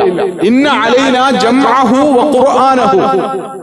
ഇതിനെ ഹിഫ്ള് ചെയ്യുക, ഈ ഖുർആനെ സംരക്ഷിച്ചു നിർത്തുക, അതിനെ സൂക്ഷിച്ചു നിർത്തുക, അതിനെ പാരായണം ചെയ്തു തരിക എന്ന് പറയുന്നത് നമ്മുടെ ബാധ്യതയാണ്. അള്ളാഹു അള്ളാന്റെ ബാധ്യതയായി ഏറ്റെടുത്താണ്. അതുകൊണ്ട് താങ്കൾ ഒരിക്കലും ഇത് മറന്നുപോകില്ല. അതുകൊണ്ട് മറന്നുപോകും എന്ന് കരുതി താങ്കൾ എന്ത് ചെയ്യണ്ട, ഇങ്ങനെ ധൃതി കാണിക്കേണ്ടതില്ല എന്ന് നബി സല്ലല്ലാഹു അലൈഹി വസല്ലമയെ ആശ്വസിപ്പിച്ചുകൊണ്ട് അല്ലാഹു സുബ്ഹാനഹു വ തആല പറഞ്ഞു. പക്ഷേ നബി സല്ലല്ലാഹു അലൈഹി വസല്ലം സാവധാനമാണെങ്കിലും അവതരിക്കുന്നതൊക്കെയും, പ്രത്യേകിച്ചും നബി സല്ലല്ലാഹു അലൈഹി വസല്ലമക്ക് എഴുത്തും വായനയും അറിയുന്ന ആളായിരുന്നില്ല. കേൾക്കുന്ന കാര്യങ്ങൾ എഴുതിയെടുക്കാനോ അങ്ങനെ എഴുതി വെച്ചിട്ട് പിന്നീട് മനഃപ്പാടമാക്കാനോ എന്നിട്ട് സഹാബികൾക്ക് പറഞ്ഞു കൊടുക്കാനോ പറ്റുമായിരുന്നില്ല. അപ്പോ നബി സല്ലല്ലാഹു അലൈഹി വസല്ലം മനഃപ്പാടമാക്കലിനെ തന്നെയാണ് ആശ്രയിച്ചിരുന്നത്. അപ്പോ ഖുർആനിന്റെ ഒന്നാമത്തെ ഹാഫിള് ആ നിലക്ക് നബി സല്ലല്ലാഹു അലൈഹി വസല്ലം തന്നെയാണ്. ഒന്നാമത്തെ ഹാഫിള് നബി സല്ലല്ലാഹു അലൈഹി വസല്ലം. നബി സല്ലല്ലാഹു അലൈഹി വസല്ലം തനിക്ക് കിട്ടിയത് എന്ത് ചെയ്യും, സഹാബികൾക്ക് ഓതി കേൾപ്പിച്ചു കൊടുക്കും. അങ്ങനെ വഹി അവതരിച്ചതിന് ശേഷം നബി സല്ലല്ലാഹു അലൈഹി വസല്ലമയിൽ നിന്ന് നേരിട്ട് ഖുർആനിക സൂക്തങ്ങൾ കേട്ട് മനഃപ്പാടമാക്കിയുന്ന കുറെ സഹാബികൾ ഉണ്ടായിരുന്നു. സഹാബികൾ വല്ലാത്ത താല്പര്യത്തിൽ നബി സല്ലല്ലാഹു അലൈഹി വസല്ലമക്ക് വഹി ഇറങ്ങുക എന്ന് പറഞ്ഞാൽ വളരെ പ്രയാസകരമായ കാര്യമാണെങ്കിൽ കൂടി അത് അവതരിച്ച് അതിലൂടെ ജീവിതത്തിലേക്ക് തുറന്നു കിട്ടുന്ന വെളിച്ചം ആസ്വദിച്ചിട്ട് നബി സല്ലല്ലാഹു അലൈഹി വസല്ലമക്ക് വഹി ഇറങ്ങുക എന്ന് പറയുന്നത് ഭയങ്കര ആവേശകരമായ കാര്യമാണ്. വളരെ കൊതിയോടെ ആഗ്രഹത്തോടെ വഹിയിന് വേണ്ടി റസൂലുള്ളാഹി സ്വല്ലല്ലാഹു അലൈഹി വസല്ലം കാത്തിരിക്കുമായിരുന്നു. അതുപോലെ തന്നെ സഹാബത്തും നബി സല്ലല്ലാഹു അലൈഹി വസല്ലമക്ക് വഹി ഇറങ്ങിയ ആ വഹിയിന്റെ വചനങ്ങൾ, അള്ളാന്റെ കലാമ് തങ്ങൾക്ക് മുമ്പിൽ ഓതി കേൾപ്പിക്കപ്പെടുന്നത് കൊതിയോടെ കാത്തിരുന്നു സഹാബികൾ. അങ്ങനെ റസൂൽ ഓതി കേൾക്കുമ്പോൾ അവരത് വല്ലാത്ത കൊതിയോടെ അത് മനഃപ്പാടമാക്കാനും അത് പഠിക്കാനും അത് ജീവിതത്തിൽ പകർത്താനും ശ്രമിച്ചിരുന്നു എന്നതാണ്. അപ്പൊ നബി സല്ലല്ലാഹു അലൈഹി വസല്ലമയിൽ നിന്ന് നബി സല്ലല്ലാഹു അലൈഹി വസല്ലമയുടെ കാലത്ത് നടന്ന ജമ്മുൽ ഖുർആൻ എന്ന് പറയുന്നത് പ്രധാനമായും ഖുർആന്റെ ഹിഫ്ളാണ്. ഹിഫ്ള് രണ്ട് രൂപത്തിൽ. ഒന്ന് പ്രധാനമായും മനപ്പാഠമാക്കി സൂക്ഷിക്കുക, ഹൃദയങ്ങളിൽ സൂക്ഷിക്കുക എന്നാണ് അതിന് പറയുന്നത്. ഹിഫ്ളുൻ ഫിസ്സുദൂർ, ഹൃദയങ്ങളിൽ ഖുർആനെ സൂക്ഷിക്കുക. രണ്ടാമത് ഹിഫ്ളുൻ ഫിസ്സുതൂർ, വരികളിൽ ഖുർആനെ സൂക്ഷിച്ചു വെക്കുക. വരികളിൽ ഖുർആനെ സൂക്ഷിച്ചു വെക്കുക എന്ന് പറഞ്ഞാൽ ഖുർആന് എന്ത് ചെയ്യുക, വഹി ഇറങ്ങുന്നത് എഴുതി സൂക്ഷിക്കുക എന്നതാണ്. നബി സല്ലല്ലാഹു അലൈഹി വസല്ലം വഹി ഇറങ്ങുക. നബി സല്ലല്ലാഹു അലൈഹി വസല്ലമക്ക് എഴുത്തും വായനയും അറിയില്ലെങ്കിലും എഴുത്തും വായനയും അറിയുന്ന പ്രഗത്ഭരായ സഹാബി വര്യന്മാരെ റസൂലുള്ളാഹി സ്വല്ലല്ലാഹു അലൈഹി വസല്ലം വഹി ഇറങ്ങുമ്പോൾ ആ വഹി ഓതി കേൾപ്പിച്ചിട്ട് അത് എഴുതി വെക്കാൻ പ്രത്യേകമായിട്ട് ചുമതലപ്പെടുത്തിയിരുന്നു എന്നതാണ്. അങ്ങനെ കുത്താബുൽ വഹി എന്ന് പറയുന്ന പേര് വിളിക്കപ്പെട്ട സഹാബികളുണ്ട്. എന്ന് പറഞ്ഞാൽ വഹി എഴുത്തുകാർ. നബി സല്ലല്ലാഹു അലൈഹി വസല്ലമക്ക് വഹി ഇറങ്ങിയ നബി അത് പാരായണം ചെയ്ത് കേൾപ്പിക്കുമ്പോൾ അത് എഴുതി വെക്കാൻ ചുമതലയുള്ള ആളുകൾ. പക്ഷെ അന്ന് എഴുതി വെക്കുന്ന രീതി എന്ന് പറഞ്ഞാൽ, എഴുതി വെക്കുക എന്ന് പറഞ്ഞാൽ ഭയങ്കര റിസ്ക് ഉള്ള കാര്യമാണ്, ഭയങ്കര ഇടങ്ങേറുള്ള കാര്യമാണ്. ഇപ്പൊ ഇങ്ങനെ സദസ്സിലിരുന്ന് പുസ്തകത്തിൽ എഴുതുന്ന പോലെ, നോട്ട് ബുക്കിൽ എഴുതുന്ന പോലെ എഴുതാനൊന്നും പറ്റൂല. അതിനുള്ള സംവിധാനങ്ങളൊന്നുമില്ല. എഴുതി വെക്കാനുള്ള മാർഗങ്ങൾ എന്ന് പറയുന്നത് പ്രധാനപ്പെട്ട ഒന്ന് ഈത്തപ്പനയുടെ തടിയും അതിന്റെ ഓലകളും ഒക്കെയാണ് എഴുതാനുള്ള ഉപയോഗിക്കുന്ന ഒരു സാധനം. മറ്റൊന്ന് മൃഗങ്ങളുടെ തോലുകളാണ്. മൃഗങ്ങളുടെ തോലുകൾ ഉണക്കി അതിലാണ് പിന്നെ അത്യാവശ്യം കാര്യങ്ങൾ എഴുതി വെക്കാൻ ഉപയോഗിച്ചിരുന്ന മറ്റൊന്ന്. പിന്നെയുള്ളത് പാറക്കല്ലുകളാണ്. പാറക്കല്ലുകളിലൊക്കെ എഴുതുക എന്ന് പറയുന്നത് വളരെ ശ്രമകരമായ പണിയാണ്. അപ്പൊ അങ്ങനെ ലഭ്യമായ മാധ്യമങ്ങൾ, ലഭ്യമായ എഴുത്തുപകരണങ്ങൾ വെച്ചിട്ട് വഹി ഇറങ്ങുന്നത് എഴുതി വെക്കാൻ റസൂലുള്ളാഹി സ്വല്ലല്ലാഹു അലൈഹി വസല്ലം കുറെ സഹാബികളെ ചുമതലപ്പെടുത്തിയിരുന്നു. എഴുത്തിനുള്ള സംവിധാനങ്ങൾ കുറവായതുകൊണ്ട് തന്നെ റസൂലുള്ളാഹി സ്വല്ലല്ലാഹു അലൈഹി വസല്ലം പ്രത്യേകം ഖുർആനായി ഞാൻ പറഞ്ഞു തരുന്ന കാര്യങ്ങൾ മാത്രം എഴുതി വെക്കുക, അതല്ലാതെ ഞാൻ പറയുന്ന ഹദീസായി പറയുന്നതൊന്നും എഴുതി വെക്കരുത് എന്ന് നബി സല്ലല്ലാഹു അലൈഹി വസല്ലം മൊത്തത്തിൽ നിർദ്ദേശം കൊടുക്കുകയും ചെയ്തിരുന്നു. കാരണം ലഭ്യമായ എഴുത്തുപകരണങ്ങൾ ഖുർആൻ എഴുതി വെക്കാൻ തന്നെ തികയുകയില്ല എന്നതുകൊണ്ട് ഖുർആനെ സംബന്ധിച്ചിടത്തോളം ഖുർആനും ഹദീസും തമ്മിലുള്ള വ്യത്യാസം എന്ന് പറയുന്നത് അൽ ഖുർആനു ലഫ്ളൻ വ മഅനൻ മിനല്ലാഹി സുബ്ഹാനഹു വ തആല. ഖുർആൻ എന്ന് പറയുന്നത് അതിന്റെ ആശയം മാത്രമല്ല, അതിലെ ഓരോ വാക്കുകളും വചനങ്ങളും അത് അള്ളാന്റെതാണ്. അതിലെ ഓരോ വാക്കുകളും അള്ളാഹുവിൻ്റെതാണ്. അതേസമയത്ത് ഹദീസ് എന്ന് പറയുന്നത് നബി സല്ലല്ലാഹു അലൈഹി വസല്ലമക്ക് വഹിയായി കിട്ടിയത് തന്നെയാണ്. പക്ഷെ നബിക്ക് വഹിയായി കിട്ടിയത് അതിലെ ആശയങ്ങളാണ്. അത് ജനങ്ങൾക്ക് പറഞ്ഞു കൊടുക്കാൻ ഉപയോഗിച്ച വാക്കുകളും വാചകങ്ങളും അത് റസൂലുള്ളാഹി സ്വല്ലല്ലാഹു അലൈഹി വസല്ലമയുടെ സെലക്ഷനാണ്. ഇതാണ് ഹദീസും ഖുർആനും തമ്മിലുള്ള വ്യത്യാസം. ഖുർആൻ കലാമുള്ളയാണ് പൂർണ്ണമായ അർത്ഥത്തിൽ.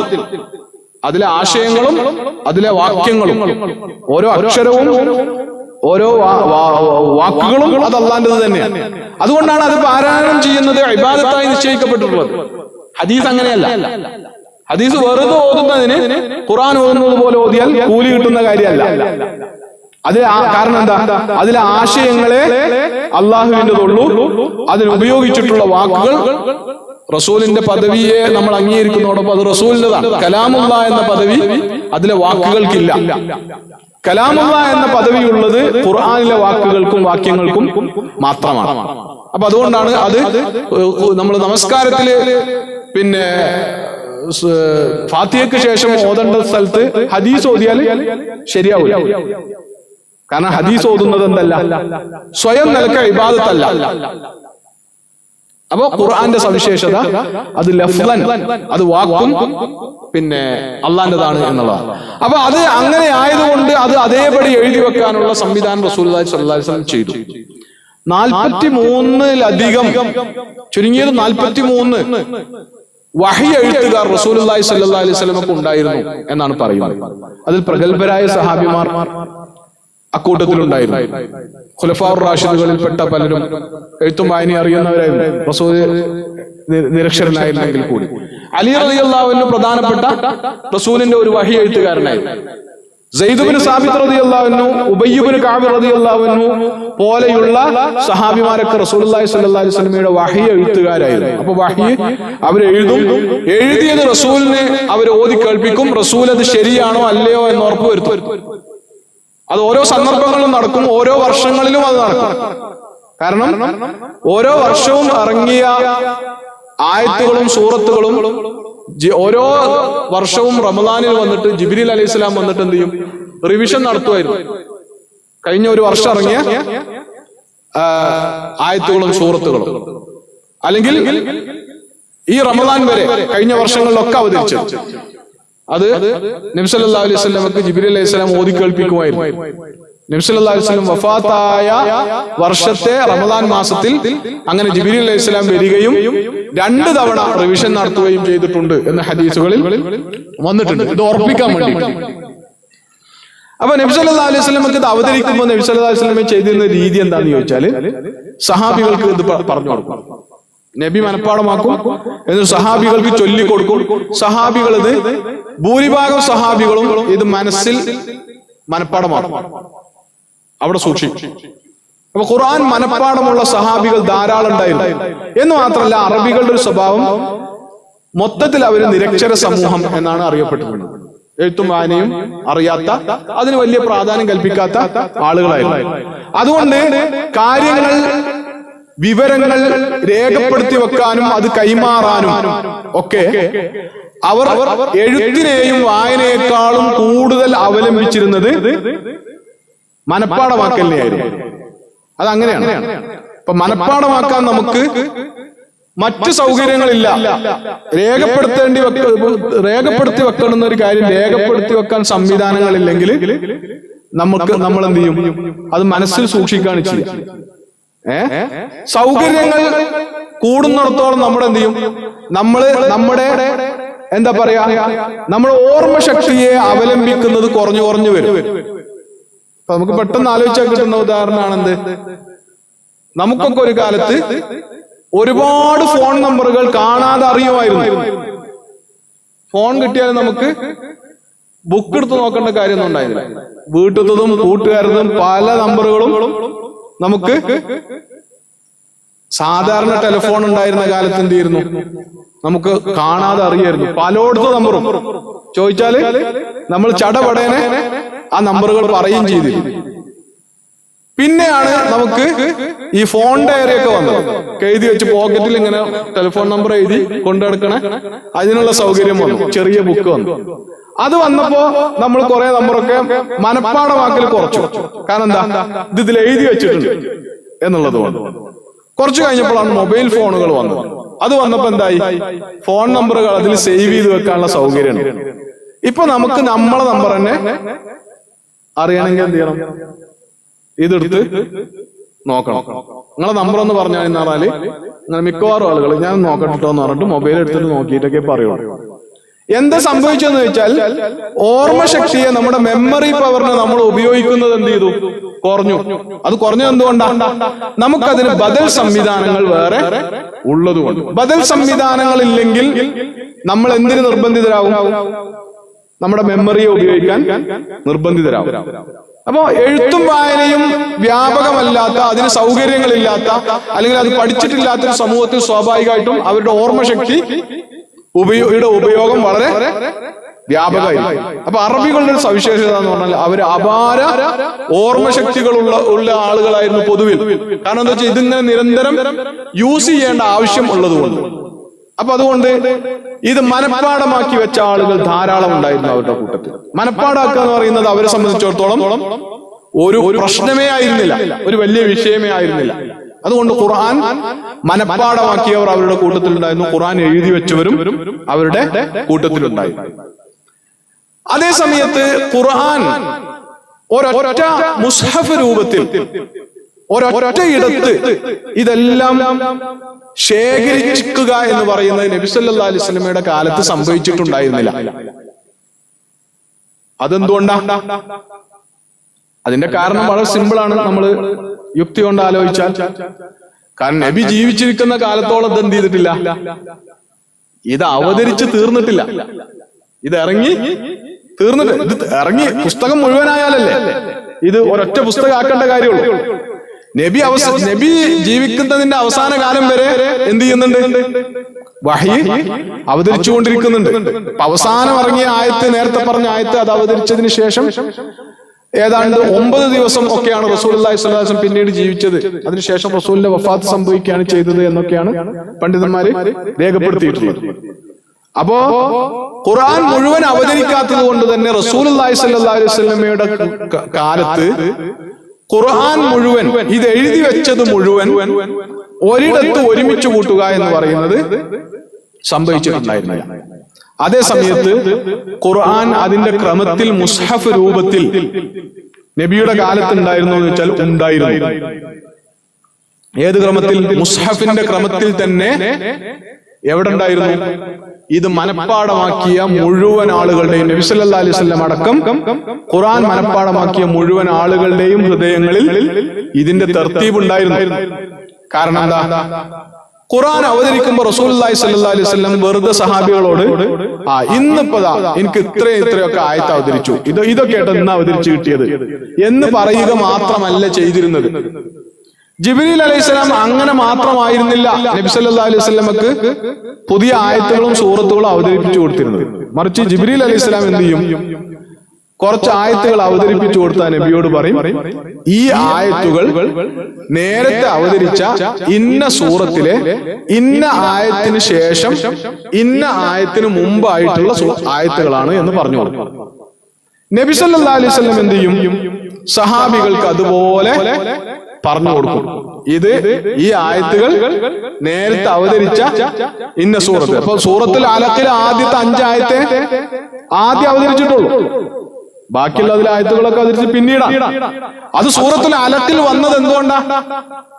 അത് അവതരിപ്പിക്കുമ്പോൾ ബാക്കി അവതരിപ്പിച്ചപ്പോ ജിബ്രീൽ അലൈഹിസ്സലാം നബി സല്ലല്ലാഹു അലൈഹി വസല്ലമയോട് പറഞ്ഞു, ഇത് ആദ്യം അവതരിച്ച 5 ആയത്തില്ലേ, ആ 5 ആയത്തുകൾക്ക് ശേഷം ഉള്ള സൂറത്തിൽപ്പെട്ടതാണ് കേട്ടോ.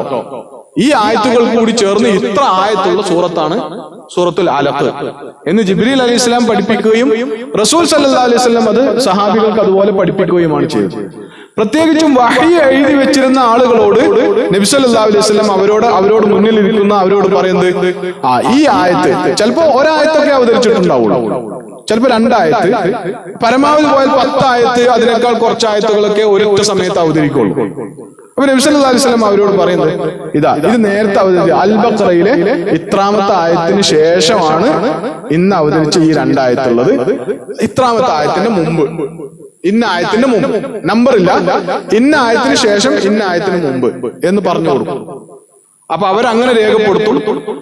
സഹാബികളും അത് അങ്ങനെ തന്നെ മനഃപ്പാടമാക്കും. നേരത്തെ പഠിച്ചതിന്റെ ഇടയിലാക്കിയിട്ടും മനഃപ്പാടാക്കും. എന്നിട്ട് അവര് ക്രമത്തിൽ മനഃപ്പാടമാക്കിയിരുന്നു എന്നതിന്റെ തെളിവെന്താ? നബി സല്ലല്ലാഹു അലൈഹി വസല്ലം ഈ ക്രമത്തിലാണ് നിസ്കാരത്തിൽ ഖുർആൻ പാരായണം ചെയ്തിരുന്നത്. സൂറത്തുൽ ബഖറ പല സമയത്ത് അവതരിച്ച ആയത്തുകളാണ് സൂറത്തുൽ ബഖറയിലുള്ളത്. പക്ഷെ സൂറത്തുൽ ബഖറ പൂർണ്ണമായും പാരായണം ചെയ്ത് നബി സല്ലല്ലാഹു അലൈഹി വസല്ലം എന്ത് ചെയ്തിട്ടുണ്ട്? ഖിയാമുൽ ലൈൽ നിർവഹിച്ചിട്ടുണ്ട്. സൂറത്ത് ആലി ഇംറാൻ പൂർണ്ണമായിട്ട് ഓതിയിട്ട് നബി അങ്ങനെ ഖിയാമുൽ ലൈൽ നിർവഹിച്ചിട്ടുണ്ട്. അപ്പൊ അതൊക്കെ തെളിയിക്കുന്നത് ഈ ക്രമം അനുസരിച്ച് തന്നെ നബി സല്ലല്ലാഹു അലൈഹി വസല്ലം സഹാബികളെ മനഃപ്പാടമാക്കാനും എഴുതി വെക്കാനും ഒക്കെ പഠിപ്പിച്ചിരുന്നു എന്നതാണ്. അങ്ങനെയാണ് അവർ അത് പഠിപ്പിച്ചത്. ആ ക്രമം തൗഖീഫിയാണ്, അത് ഇജ്തിഹാദി അല്ല എന്നതാണ് പണ്ഡിതന്മാർ ഏകോപിച്ച് അഭിപ്രായപ്പെട്ടിട്ടുള്ളത്. എന്ന് പറഞ്ഞാൽ ഈ ആയത്തുകളുടെയും സൂറത്തുകളുടെയും സ്ഥാനം അള്ളാഹു നിശ്ചയിച്ചതാണ്. അത് ഇജ്തിഹാദ് ചെയ്ത് നിശ്ചയിച്ചതല്ല, അത് അള്ളാഹു നിശ്ചയിച്ചതാണ്. ആ ക്രമത്തിൽ നബി സല്ലല്ലാഹു അലൈഹി വസല്ലമയുടെ കാലത്ത് ജംഉൽ ഖുർആൻ നടന്നു. ഏതർത്ഥത്തിൽ? ഖുർആനെ ഹിഫ്ള് ചെയ്യുക എന്ന അർത്ഥത്തിൽ. ഹിഫ്ള് ജനങ്ങളുടെ ഹൃദയത്തിൽ ഹിഫ്ള് ചെയ്യപ്പെട്ടു. അതാണ് കൂടുതൽ. കാരണം അവരുടെ കാലത്ത് ഹിഫ്ളിന് ഉപയോഗിച്ചിരുന്ന ഏറ്റവും പ്രധാനപ്പെട്ട മാർഗം ഓർമ്മശക്തിയാണ്, അല്ലെങ്കിൽ മനസ്സാണ്. അതുകൊണ്ട് അവിടെയാണ് അവർ അതിനെ സൂക്ഷിച്ചു വെച്ചത്.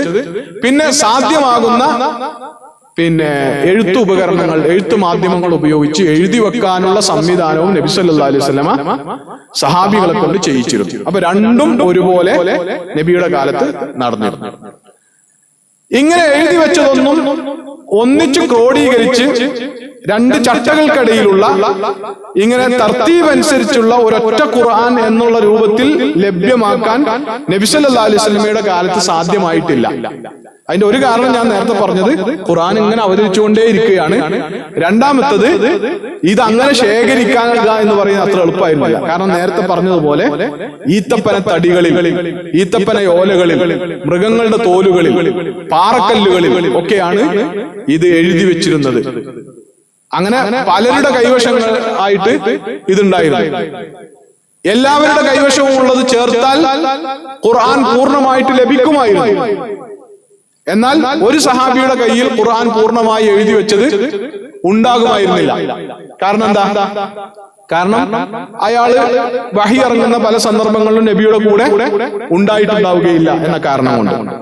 അതേപോലെ തന്നെ ചില സഹാബികളൊക്കെ ഈ അങ്ങനെയുള്ളത് ഇപ്പൊ ഡിജിറ്റലോ അല്ലെങ്കിൽ നോട്ട് ബുക്കൊക്കെ ആണെങ്കിൽ നമുക്ക് എന്ത് ചെയ്യാൻ പറ്റും? ഈ അടിയിൽ കയറ്റാൻ പറ്റും. ഇപ്പൊ അവതരിച്ചത് ഇന്നതിന്റെ അടിയിലാണ് കേട്ടോ എന്ന് പറഞ്ഞാൽ അവിടെ കയറ്റാൻ പറ്റും. അന്നത്തെ എഴുത്തുമാർ ഇതിലൊന്നും എന്ത് പറ്റൂല, ഇതിങ്ങനെ അടിയിൽ കയറ്റാൻ പറ്റൂല. പാറക്കല്ലുകളിൽ എഴുതിയത് മായ്ച്ചിട്ട് പുതിയത് അവതരിച്ചത് അതിന്റെ അടിയിൽ എഴുതി കയറ്റാനൊന്നും കഴിയില്ല. അപ്പൊ അതുകൊണ്ട് അങ്ങനെ അവതരിച്ച ക്രമത്തിലല്ലാതെ ഇതിനെ ക്രോഡീകരിക്കുക എന്ന് പറയുന്നത് നബി സല്ലല്ലാഹു അലൈഹി വസല്ലമയുടെ കാലത്ത് സാധ്യമായിരുന്നില്ല. അലി റളിയല്ലാഹുവിന്റെ കൈവശമൊക്കെ ഖുർആൻ എഴുതി വെച്ചത് ഉണ്ടായിരുന്നത് ഖുർആൻ അവതരിച്ച ക്രമത്തിലായിരുന്നു എന്നാണ് പറയുന്നത്. അതല്ലാതെ എന്തല്ല, മുസ്ഹഫിന്റെ ക്രമത്തിൽ ആയിരുന്നില്ല എന്നതാണ്. പിന്നീട് ജമ്മുൽ ഖുർആന്റെ രണ്ടാമത്തെ ഘട്ടം എന്ന് പറയുന്നത്, ഞാൻ പറഞ്ഞു 3 ഘട്ടങ്ങളിലായിട്ടാണ് ജമ്മുൽ ഖുർആൻ സംഭവിച്ചു. പെട്ടെന്ന് പറഞ്ഞ അവസാനിച്ചു. രണ്ടാമത്തെ ഘട്ടം എന്ന് പറയുന്നത് അബൂബക്കർ സിദ്ദീഖ് റളിയല്ലാഹുവിന്റെ കാലത്താണ്. അതിന്റെ ഒരു സാഹചര്യം എന്ന് പറയുന്നത് ഖുർആൻ മനഃപ്പാടമാക്കിയിട്ടുള്ള അൽ ഖുറ എന്നാണ് അവർ അറിയപ്പെടുന്നത്. ഹാഫിളുകൾ എന്നല്ല ഖുർആൻ മനഃപ്പാടമുള്ള ആളുകളെ പറഞ്ഞിരുന്നത്. ഖാരിഉകൾ എന്നാണ് പറഞ്ഞിരുന്നത്. ഖുറ എന്നാണ് അവർ പറഞ്ഞത്. അപ്പോ ഖാരിഉകളായ ഖുർആൻ മനഃപ്പാടമാക്കിയ സ്വഹാബിമാരിൽ 70 പേർ യമാമ യുദ്ധത്തിൽ മരിച്ചു. അബൂബക്കർ സിദ്ദീഖ് റളിയല്ലാഹു അൻഹു നബി സല്ലല്ലാഹു അലൈഹി വസല്ലമയുടെ വഫാത്തിന് ശേഷം അബൂബക്കർ റളിയല്ലാഹു അൻഹു ഖലീഫയായി തെരഞ്ഞെടുക്കപ്പെട്ടതിന് ശേഷം ഇസ്ലാമിക രാഷ്ട്രത്തിലുണ്ടായ ഒരു പ്രധാനപ്പെട്ട പ്രശ്നമാണ് മുർത്തദ്ദുകളുടെ പ്രശ്നം. ഇസ്ലാം സ്വീകരിച്ച കുറെ ആളുകൾ നബി വഫാത്തായി എന്ന് കണ്ടപ്പോൾ എന്ത് ചെയ്തു? ഇസ്ലാം ഒഴിച്ചുപോയി, ഇസ്ലാമിൽ നിന്ന് ഒഴിഞ്ഞുപോയി, ഇസ്ലാമിക രാഷ്ട്രത്തോടുള്ള അവരുടെ കരാറ് അവസാനിപ്പിച്ചു. അപ്പൊ അങ്ങനെയുള്ളവരോട് അബൂബക്കർ സിദ്ദീഖ് റളിയല്ലാഹു അൻഹു യുദ്ധം ചെയ്തു. അങ്ങനെ നടന്ന യുദ്ധങ്ങളിൽ പ്രധാനപ്പെട്ട ഒന്നായിരുന്നു യമാമ യുദ്ധം എന്ന് പറയുന്നത്. യമാമ യുദ്ധത്തിൽ ഷഹീദുകളായത് 70 ഖാരിഉകളാണ്. ഖുർആൻ മനഃപ്പാടമാക്കിയിരുന്ന 70 പേർ. സമാനമായ അളവിൽ എണ്ണത്തിൽ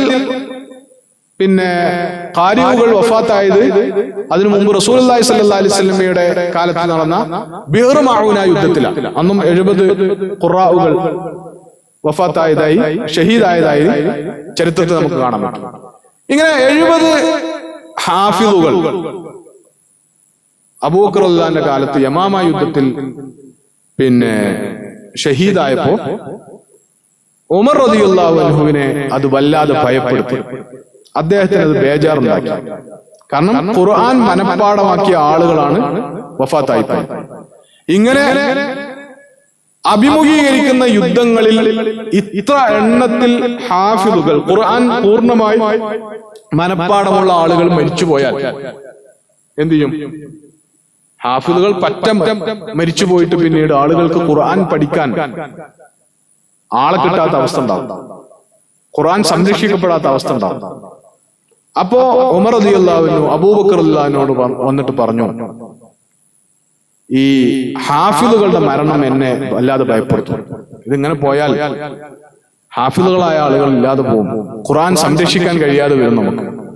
അപ്പൊ ഖുർആൻ സംരക്ഷിക്കാൻ വേണ്ടി, അള്ളാന്റെ ദീനിന്റെ സംരക്ഷണത്തിന് വേണ്ടി നിർബന്ധമായി എന്ത് ചെയ്യണം?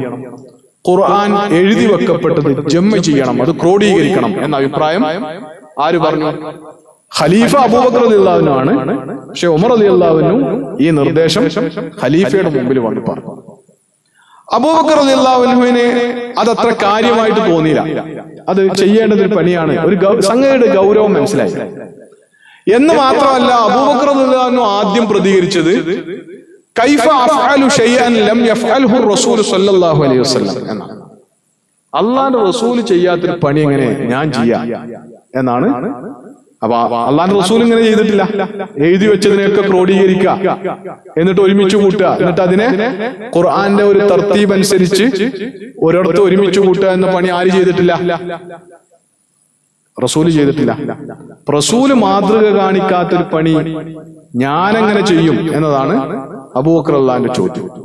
പക്ഷെ ഉമർ റളിയല്ലാഹു അൻഹു ആവർത്തിച്ച് വല്ലാഹി ഫീഹി ഖൈർ, അല്ലാഹുവാണ് സത്യം, അതിൽ വലിയ ഖൈറുണ്ട്. ഖുർആൻ ക്രോഡീകരിക്കുന്നതിൽ വലിയ ഖൈറുണ്ട് ഇസ്ലാമിനും ഇസ്ലാമിക സമൂഹത്തിനും, അതുകൊണ്ട് അത് ചെയ്യണമെന്ന് ആവർത്തിച്ച് അബൂബക്കർ റളിയല്ലാഹു അൻഹു പറഞ്ഞു. കുറെ സംസാരിച്ചതിന്റെ നന്മകൾ, അതിന്റെ നേട്ടങ്ങളൊക്കെ വിശദീകരിച്ചപ്പോൾ അബൂബക്കർ റളിയല്ലാഹു അൻഹു കാര്യങ്ങൾ ബോധിച്ചു.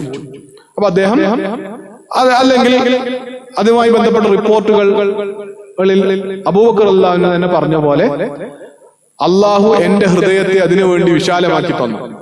ഉമർ റളിയല്ലാഹു അൻഹു പറഞ്ഞ ആ വലിയ കാര്യത്തെ ഉൾക്കൊള്ളാൻ അള്ളാഹു എന്റെ ഹൃദയത്തെയും വിശാലമാക്കി തന്നു എന്ന് പറഞ്ഞതുപോലെ. അപ്പൊ അങ്ങനെ അബൂബക്കർ റളിയല്ലാഹു അൻഹു അതിന് തീരുമാനിച്ചു. അപ്പൊ ആരെ ഏൽപ്പിക്കും എന്ന ചോദ്യം ഉണ്ടായി. അപ്പോ ഉമർ റളിയല്ലാഹു അൻഹു സംശയം ഉണ്ടായില്ല. ഉമർ റളിയല്ലാഹു അൻഹു സെയ്ദ് ബിൻ സാബിത്തിനെ ഏൽപ്പിക്കാം എന്ന് പറഞ്ഞു. സെയ്ദ് ബിൻ സാബിത്ത് നേരത്തെ തന്നെ നബിയുടെ വഹി എഴുത്തുകാരിൽപ്പെട്ട ഒരാളാണ്, അദ്ദേഹത്തെ ഏൽപ്പിക്കാം. അങ്ങനെ ഖലീഫ ആളെ വിട്ട് സെയ്ദ് ബിൻ സാബിത്തിനെ വിളിപ്പിച്ചു.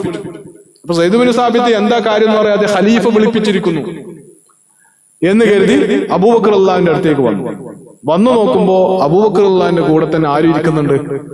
ഉമർ റളിയല്ലാഹു അൻഹു ഇരിക്കുന്നുണ്ട്. സെയ്ദ് ബിൻ സാബിത്തിനെ വിളിച്ച് അബൂബക്കർ റളിയല്ലാഹു അൻഹു മുന്നിലിരുത്തി. എന്നിട്ട് കാര്യങ്ങൾ വിശദീകരിച്ചു. ഈ യമാമ യുദ്ധത്തിൽ ഖുർആൻ ഹൃദിസ്ഥമാക്കിയ ധാരാളം ആളുകൾ മരണപ്പെട്ടു പോയതിനെ തുടർന്ന് ഉമർ റളിയല്ലാഹു അൻഹു എന്നോട് വന്നിട്ട് ചില കാര്യങ്ങൾ പറഞ്ഞു. ഖുർആൻ ക്രോഡീകരിക്കണം എന്ന് പറഞ്ഞു. എനിക്ക് ആദ്യം അത് ബോധിച്ചിരുന്നില്ല, ഞാൻ അതുകൊണ്ട് അതിനെ നിരസിക്കുകയാണ് ചെയ്തത്. പക്ഷെ അദ്ദേഹം കാര്യങ്ങൾ ആവർത്തിച്ച് പറഞ്ഞപ്പോ എനിക്ക് അതിന്റെ ഗൗരവം മനസ്സിലായി. അപ്പൊ അതുകൊണ്ട് ഖുർആൻ ക്രോഡീകരിക്കണം. അപ്പൊ അതിന് ഞങ്ങൾ ഒരാളായി കണ്ടത് താങ്കളെയാണ്, അതുകൊണ്ട് താങ്കൾ ആ പണി ചെയ്യണം എന്ന് സെയ്ദ് ബിൻ സാബിത്ത് റളിയല്ലാഹു അൻഹുവിനോട് അബൂബക്കർ റളിയല്ലാഹു അൻഹു പറഞ്ഞു. അപ്പോ സെയ്ദ് ബിൻ സാബിത്ത് ഈ പണിയുടെ ഗൗരവവും അതിന്റെ ഭാരവും ഓർത്ത് ഒന്ന് പിൻവാങ്ങാൻ വേണ്ടി ശ്രമിച്ചു.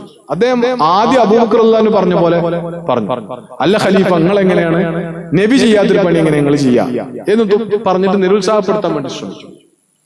അപ്പോ അബൂബക്കർ റളിയല്ലാഹു അൻഹു പറഞ്ഞു, അല്ല, അതിലാണ് ഖൈറുള്ളത്. ഖുർആൻ ക്രോഡീകരിക്കുന്നതിനാണ് ഈ ഉമ്മത്തിനും ദീനിനും ഖൈറുള്ളത്. അതിൽ ഒരുപാട് നന്മകളുണ്ട്, അതുകൊണ്ട് അത് ചെയ്തേ പറ്റൂ.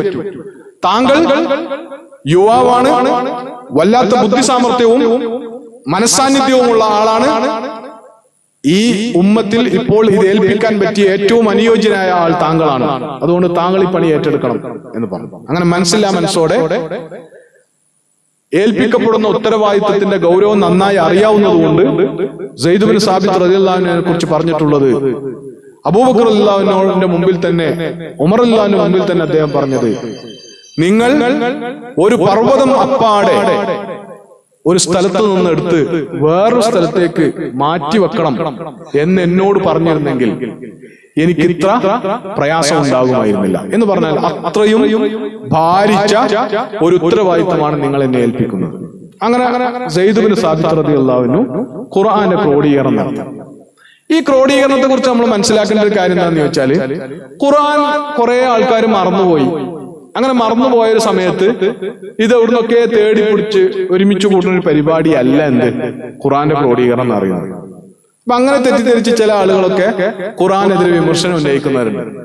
ഇത് നബിന്റെ ഒക്കെ കാലശേഷം അബൂബക്കറിന്റെ കാലത്ത് ക്രോഡീകരിച്ച സാധനല്ലേ, അപ്പൊ അതിൽ പെടാത്ത കുറെ വന്നു കയറുകയും അതിലുള്ളത് പലതും മിസ്സായി പോവുകയൊക്കെ ചെയ്തിട്ടുണ്ടാവും എന്ന് പറയുന്ന ആളുകളുണ്ട്. അത് പറയുന്നത് കേട്ടാൽ തോന്നുക എന്താണ്, നബിന്റെ കാലത്ത് ഇത് എഴുതി വെക്കുക മാത്രമാണ് ചെയ്തത്, ഈ എഴുതി വെച്ചത് പിന്നെ ക്രോഡീകരിച്ച് അതാണ് മുസ്ഹഫ്, അതാണ് ഖുർആൻ എന്നാണ് തോന്നുന്നത്. ഖുർആൻ എന്ന് പറയുന്നത് വളരെ സജീവമായി ആയിരക്കണക്കിന് സ്വഹാബികളും അതല്ലാത്തവരുമായ അവരുടെ മനസ്സിൽ പൂർണ്ണമായിട്ട് എന്തുണ്ട്? അവിടെ ഉണ്ട്, വളരെ സജീവമായിട്ടുണ്ട്. അവർ നിരന്തരമായി നിസ്കാരത്തിൽ പാരായണം ചെയ്യുന്ന, പുതിയ തലമുറയെ പഠിപ്പിച്ചുകൊണ്ടിരിക്കുന്ന ഖുർആൻ വളരെ സജീവമായി അവിടെ ഉണ്ട്. ആകുള്ളത് എന്താണ്? ഇത് എഴുതി വെക്കപ്പെട്ടത് എഴുത്തു രൂപത്തിൽ ഇതിനെ ക്രോഡീകരിക്കുക എന്ന പണിയാണ് ആര് ചെയ്തത്? അബൂബക്കർ റളിയല്ലാഹുവിന്റെ കാലത്ത് സയ്യിദ് ഇബ്നു സാബിത്ത് റളിയല്ലാഹു അൻഹു ചെയ്തു. അത് തന്നെ അദ്ദേഹം വളരെ ഭദ്രമായിട്ട് അത് നിർവഹിച്ചു. അദ്ദേഹത്തിന്റെ രീതി എന്താണെന്ന് ചോദിച്ചാല്, ഖുർആൻ വെറുതെ എഴുതി വെക്കലാണെങ്കിൽ അദ്ദേഹത്തിന് എന്ത് ചെയ്യണ്ട, ആരുടെയും അടുത്ത് പോയി ചോദിക്കേണ്ട കാര്യമില്ല. കാരണം അദ്ദേഹത്തിന് ഹാഫിളാണ് സയ്യിദ് ഇബ്നു സാബിത്ത്. അദ്ദേഹത്തിന് എഴുതാനും അറിയാം. അദ്ദേഹം ഹിഫ്ളാക്കി വെച്ചത് അങ്ങനെ എഴുതിയാൽ മതി, അത് വലിയൊരു പണിയല്ല. പക്ഷെ അദ്ദേഹം സ്വീകരിച്ച രീതി എന്താന്ന് ചോദിച്ചാൽ, ഇത് മനഃപ്പാടമാക്കിയവരിൽ നിന്നും എഴുതി വെച്ചവരിൽ നിന്നും ഒരുപോലെ സ്വീകരിക്കാം. രണ്ടും കിട്ടിയാൽ മാത്രമേ എന്ത് ചെയ്യുള്ളൂ, അദ്ദേഹം എഴുതുന്ന മുസ്ഹഫിൽ എന്ത് ചെയ്യുള്ളൂ, അത് രേഖപ്പെടുത്തുള്ളൂ. എന്ന് പറഞ്ഞാൽ ഒരായത്ത് എന്ത് ചെയ്യണം, ആദ്യം എന്ത് ചെയ്യണം, അത് മനഃപ്പാടമാക്കിയ ആളെ കിട്ടണം. എങ്ങനെ മനഃപ്പാടമാക്കിയ ആളെ കിട്ടണം? ആരിൽ നിന്നെങ്കിലും കേട്ട് മനഃപ്പാടാക്കിയ ആളല്ല. ആ ആയത്ത് നബി സല്ലല്ലാഹു അലൈഹി വസല്ലമയിൽ നിന്ന് നേരിട്ട് കേട്ട് മനഃപ്പാടമാക്കിയ ആളെ കിട്ടണം. അങ്ങനെ കിട്ടിയാൽ മാത്രം പോരാ, അത് എഴുതി വെച്ച ആളെ കിട്ടണം. എങ്ങനെ എഴുതി വെച്ച ആള്? നബി സല്ലല്ലാഹു അലൈഹി വസല്ലമയുടെ സദസ്സിൽ വെച്ച് നബി ആ ആയത്ത് അവതരിച്ചത് പറഞ്ഞപ്പോ അത് എഴുതി വെച്ച ആളെ കിട്ടണം. അങ്ങനെ ഇയാൾ ഇത് നബിയുടെ സദസ്സിൽ വെച്ച് കേട്ട് മനഃപ്പാടമാക്കിയതാണ് എന്നതിന് രണ്ട് സാക്ഷികൾ ഉണ്ടാവും. അല്ല ഒരാൾ ഇത് ഈ ആയത്ത് ഞാൻ നബിന്റെ സദസ്സിൽ വെച്ച് കേട്ട് മനഃപ്പാടാക്കിയതാണ് എന്ന് അയാൾ മാത്രം പറഞ്ഞാൽ പോരാ, രണ്ടാളുകൾ അതിന് സാക്ഷി ഉണ്ടാവും. ഇയാൾ അങ്ങനെ തന്നെ മനഃപ്പാടാക്കിയാണ്, അതല്ലാതെ ഇയാൾ വേറൊരാളിൽ നിന്ന് കേട്ട് പഠിച്ചല്ല, നബിയിൽ നിന്ന് നേരിട്ട് കേട്ട് പഠിച്ചതാണ് എന്നതിന് രണ്ട് സാക്ഷികൾ വേണം. ഒരാൾ എഴുതി വെച്ചതിനും അതുപോലെ രണ്ട് സാക്ഷികൾ വേണം. ഇങ്ങനെ ഓരോ ഖുർആനിലെ 6000 ചില്ലാനം വരുന്ന ആയത്തുകൾ മുഴുവൻ ഇങ്ങനെ എഴുതിയും നബിയിൽ നിന്ന് നേരിട്ട് കേട്ട് മനഃപ്പാടമാക്കുകയും എഴുതി വെക്കുകയും ചെയ്തതിന് തെളിവുണ്ടായാൽ മാത്രമാണ് സയ്യിദ് ഇബ്നു സാബിത്ത് റളിയല്ലാഹു അൻഹു എന്ത് ചെയ്തത്? അദ്ദേഹം ക്രോഡീകരിക്കാൻ ഏൽപ്പിക്കപ്പെട്ട മുസ്ഹഫിൽ അത് എഴുതി വെച്ചത്. അങ്ങനെ ഭദ്രമായിട്ടാണ് എന്ത് ചെയ്തത്? ഖുർആൻ ശേഖരിച്ചത്. ഖുർആൻ അറിയുന്ന ആള്, ഖുർആൻ മനഃപ്പാടമാക്കിയ ആളുകൾ അക്കാലത്ത് ധാരാളമുണ്ട്. അങ്ങനെ ആ മുസ്ഹഫ് ക്രോഡീകരണം നടന്നു. ആ മുസ്ഹഫ് അബൂബക്കർ സിദ്ദീഖ് റളിയല്ലാഹുവിന്റെ കയ്യിലാണ് ഉണ്ടായിരുന്നത്, ഖലീഫ എന്നുള്ള നിലക്ക്. അദ്ദേഹത്തിന്റെ വഫാത്തിന് ശേഷം അത് ഉമർ ഇബ്നുൽ ഖത്താബ് റളിയല്ലാഹുവിന്റെ കൈവശം വന്നു. ഉമർ റളിയല്ലാഹുവിന്റെ വഫാത്തിനെ തുടർന്ന് അത് അദ്ദേഹത്തിന്റെ മകൾ കൂടിയായ ഉമ്മഹാത്തുൽ മുഅ്മിനീനിൽപ്പെട്ട ഹഫ്സ റളിയല്ലാഹു അൻഹയുടെ കൈവശം ആണ് അത് ഉണ്ടായിരുന്നത്. പിന്നീട് ഉസ്മാൻ റളിയല്ലാഹു അൻഹു ആണ് എന്ത് ചെയ്യുന്നത്? ഖലീഫയായി വരുന്നത്. ഉസ്മാൻ റളിയല്ലാഹുവിന്റെ കാലത്താണ് ജംഉൽ ഖുർആനിന്റെ ഖുർആൻ ക്രോഡീകരണത്തിന്റെ മൂന്നാമത്തെ ഒരു ഘട്ടം നടക്കുന്നത്. ആദ്യത്തെ ഘട്ടം വേറെ ഒരു സ്വഭാവം ഉള്ളതാണ്, രണ്ടാമത്തെ ഘട്ടം വേറൊരു സ്വഭാവം ഉള്ളതാണ്. രണ്ടാമത്തെ ഘട്ടത്തിന്റെ കാരണം എന്തായിരുന്നു? രണ്ടാമത്തെ ഘട്ടം ഖുർആൻ ക്രോഡീകരിക്കാനുള്ള കാരണം എന്തായിരുന്നു? ഖുർആൻ കൈവിട്ടു പോകുമോ എന്ന പേടി. എന്ന് പറഞ്ഞാൽ ഖുർആൻ മനഃപ്പാടമാക്കിയ ആളുകൾ മരിച്ചു പോകുക വഴി പിന്നെ ഇത് പൂർണ്ണമായി മനഃപ്പാടമാക്കിയ ആളുകൾ ഇല്ലാതെ ഖുർആൻ കൈവിട്ടു പോകുമോ എന്ന ഭയം കാരണമായിട്ടാണ് എന്ത് ചെയ്തത്? അബൂബക്കർ സിദ്ദീഖ് റളിയല്ലാഹുവിന്റെ കാലത്ത് ഖുർആൻ ക്രോഡീകരിച്ചു. ഉസ്മാൻ റളിയല്ലാഹുവിന്റെ കാലത്തുണ്ടായ ക്രോഡീകരണം വേറെ ഒരു സ്വഭാവത്തിലുള്ള ക്രോഡീകരണം. അതെന്താന്ന് ചോദിച്ചാൽ, ഉമർ റളിയല്ലാഹുവിന്റെ കാലമാകുമ്പോഴേക്കും തന്നെ ഇസ്ലാമിക ലോകം ഫത്ഹുകളുടെ ഒരു കാലം എന്ന് പറയുന്നത്. ഇസ്ലാം അങ്ങനെ ധാരാളം പ്രദേശങ്ങളിലേക്ക് വ്യാപിച്ചു, ഒരുപാട് പ്രദേശങ്ങളിലേക്ക് വ്യാപിച്ചു. അപ്പൊ അവിടങ്ങളിലൊക്കെ ഇസ്ലാം വ്യാപിച്ചു. അവിടെയുള്ള ആളുകളൊക്കെ ഇസ്ലാം സ്വീകരിച്ചു. അവരൊക്കെ എന്ത് ചെയ്യും? ഖുർആൻ പഠിക്കും. അപ്പൊ അവര് ഖുർആൻ പഠിക്കുക എങ്ങനെയാണ്? അവരുടെ നാട്ടിൽ ഖുർആൻ അറിയുന്ന ആരാണോ ഉള്ളത് അയാളിൽ നിന്നാണ് അവർ ഖുർആൻ പഠിക്കുക. അത് ചിലപ്പോൾ സഹാബി ആയിരിക്കും, ചിലപ്പോൾ സഹാബി അല്ലാത്ത ആളായിരിക്കും, ചിലപ്പോൾ നബിയിൽ നിന്ന് നേരിട്ട് ഖുർആൻ കേട്ട് പഠിച്ച ആളായിരിക്കും, ചിലപ്പോൾ വേറെ ആരിൽ നിന്നും കേട്ട് പഠിച്ച ആളായിരിക്കും. ഇങ്ങനെ വാക്കായിട്ട് നാവിൽ നിന്ന് നാവിലേക്ക് അല്ലെങ്കിൽ ഹൃദയത്തിൽ നിന്ന് ഹൃദയത്തിലേക്ക് കൈമാറ്റം ചെയ്ത് ഖുർആൻ പഠിക്കുന്ന രീതി ഉണ്ടായി. അങ്ങനെ വന്നപ്പോ ഉസ്മാൻ റളിയല്ലാഹുവിന്റെ കാലമായപ്പോ ഉണ്ടായൊരു സംഭവം എന്താന്ന് ചോദിച്ചാൽ, അർമീനിയ, അസർബൈജാൻ പോലുള്ള പ്രദേശങ്ങളിൽ യുദ്ധത്തിന് വേണ്ടി ഹുദൈഫത്ത് ഇബ്നുൽ യമാൻ റളിയല്ലാഹു അൻഹു ഇസ്ലാമിക സൈന്യത്തോടൊപ്പം ആ പ്രദേശങ്ങളിലെത്തി. അപ്പൊ ആ പ്രദേശങ്ങളിലെത്തി യുദ്ധത്തിനിടയിൽ അദ്ദേഹം മുസ്ലിങ്ങളെ കണ്ടു. ഇറാഖികളായ അഹ്ലുൽ ഇറാഖ്, ഇറാഖികളായ മുസ്ലിങ്ങൾ, അവരുമായിട്ട് ഇടപഴകി ജീവിക്കുന്നതിനിടയിൽ അദ്ദേഹം ശ്രദ്ധിച്ചൊരു കാര്യം, ഖുർആനെ പലരും പല രീതിയിൽ പാരായണം ചെയ്യുന്നു എന്നത് കണ്ടു. അതില് അനുവദിക്കപ്പെട്ട വ്യത്യാസങ്ങളുണ്ട്, അനുവദിക്കപ്പെടാത്ത വ്യത്യാസങ്ങളുണ്ട്. അനുവദിക്കപ്പെട്ട വ്യത്യാസം എന്ന് പറഞ്ഞാൽ, ഖുർആൻ ആദ്യമായിട്ട് അവതരിക്കുമ്പോൾ തന്നെ നബി സല്ലല്ലാഹു അലൈഹി വസല്ലം പറഞ്ഞ അനുസരിച്ച് 7 ഭാഷകളിലായിട്ടാണ് ഖുർആൻ അവതരിച്ചത്. എന്ന് പറഞ്ഞാൽ അറബി ഭാഷയിലെ 7 ശൈലികളിൽ ഖുർആൻ അവതരിച്ചിട്ടുണ്ട്. ഖുറൈശികളുടെ ഏറ്റവും സാഹിത്യ ഭംഗിയുള്ള ശൈലിയിലും, അതല്ലാത്ത സമീപത്തെ പ്രധാനപ്പെട്ട ഗോത്രങ്ങളുടെ നാട്ടുഭാഷകളിലും ഖുർആൻ അവതരിച്ചിട്ടുണ്ട്. ആ ഭാഷകളിലൊക്കെ ഖുർആനിലെ വാക്യങ്ങൾ പാരായണം ചെയ്യാൻ അനുവാദം ഉണ്ടായിരുന്നു. അപ്പൊ അതുകൊണ്ട് നബിയുടെ കാലത്ത് തന്നെ എന്തുണ്ട്, ഖുർആൻ നബി സല്ലല്ലാഹു അലൈഹി വസല്ലം പല രീതിയിൽ, ആള് ഏത് കബീലക്കാരനാണ്, ഏത് നാട്ടുഭാഷ ഉപയോഗിക്കുന്ന ആളാണ് എന്നതിനനുസരിച്ച് നബി സല്ലല്ലാഹു അലൈഹി വസല്ലം അവർക്ക് സൗകര്യപ്പെട്ട ഭാഷയിൽ നബി സല്ലല്ലാഹു അലൈഹി വസല്ലം അവർക്ക് എന്ത് ചെയ്തിരുന്നു, ഖുർആൻ പാരായണം ചെയ്തു കൊടുത്തിരുന്നു. അത് നബിയുടെ മകൻ ഉണ്ടാക്കിയതല്ല, അത് ജിബ്രീൽ അലൈഹിസ്സലാം അവതരിപ്പിച്ചു കൊടുത്തപ്പോ തന്നെ ജനങ്ങളുടെ സൗകര്യത്തിന് വേണ്ടി നബി സല്ലല്ലാഹു അലൈഹി വസല്ലം അങ്ങനെ ചോദിച്ചതുകൊണ്ട് അങ്ങനെയാണ് അവതരിപ്പിച്ചത്. ജിബ്രീൽ ആദ്യം വന്നിട്ട് ജിബ്രീൽ അലൈഹിസ്സലാം ഒരൊറ്റ ഭാഷയിലാണ്, ഒരൊറ്റ ശൈലിയിലാണ് ഖുർആൻ അവതരിപ്പിക്കുക എന്ന് പറഞ്ഞു. അപ്പൊ നബി സല്ലല്ലാഹു അലൈഹി വസല്ലം അത് പറ്റൂല എന്ന് പറഞ്ഞു. ആളുകൾ പലതരം നാട്ടുഭാഷകളുള്ള ആളുകളാണുള്ളത്, അതുകൊണ്ട് അവർക്ക് വ്യത്യസ്ത ഭാഷകളിൽ അത് പാരായണം ചെയ്യാൻ പറ്റണം. അങ്ങനെ 2 ഭാഷയിലാക്കി, 3 ഭാഷയിലാക്കി, 4 ഭാഷയിലാക്കി, അങ്ങനെ 7 ഹർഫുകളിൽ എന്നാണ് അത് പറയാം. 7 ഹർഫുകളിലാണ് ഖുർആൻ അവതരിച്ചത്. അപ്പൊ ഇങ്ങനെ തന്നെ നബി സല്ലല്ലാഹു അലൈഹി വസല്ലം ഓരോ ഗോത്രക്കാരെയും പഠിപ്പിക്കുകയും ചെയ്തിരുന്നു. അപ്പൊ ഒരു ഗോത്രക്കാർ പാരായണം ചെയ്യുന്നത് പോലെ ആവില്ല ചിലപ്പോ മറ്റൊരു ഗോത്രക്കാർ പാരായണം ചെയ്യുന്നത് എന്ന വ്യത്യാസം ഖുർആൻ അവതരിച്ച കാലത്ത് ഉണ്ടായിരുന്നു. നബിയുടെ മുമ്പിൽ തന്നെ ഉമർ റളിയല്ലാഹു അൻഹു ദേഷ്യം പിടിച്ച് ഒരു സഹാബിയെ പിടിച്ചു വലിച്ചു കൊണ്ടുവന്നിട്ടുണ്ട്. സംഗതി എന്താന്ന് ചോദിച്ചാൽ, അദ്ദേഹം ഖുർആൻ പാരായണം ചെയ്യുന്ന ഉമർ റളിയല്ലാഹു അൻഹു കേട്ടു. ഉമർ റളിയല്ലാഹു അൻഹു അദ്ദേഹത്തോട് ചോദിച്ചു, നീ ഖുർആൻ എവിടുന്ന് പഠിച്ചതാ ചോദിച്ചു. അപ്പൊ അദ്ദേഹം പറഞ്ഞു, ഞാൻ റസൂൽ പഠിപ്പിച്ചെന്നാണെന്ന് പറഞ്ഞു അദ്ദേഹം. അപ്പൊ റസൂലിന്റെ അടുത്ത് ഞാൻ പഠിച്ചത് ഇങ്ങനെയല്ലല്ലോ, നീ ഓതുന്നത് തെറ്റാണ് എന്ന് ഉമർ റളിയല്ലാഹു അൻഹു അയാളോട് പറഞ്ഞു. മാത്രല്ല അയാളെ പിടിച്ചിട്ട് അദ്ദേഹം നബി സല്ലല്ലാഹു അലൈഹി വസല്ലമയുടെ അടുത്ത് കൊണ്ടുവന്നു.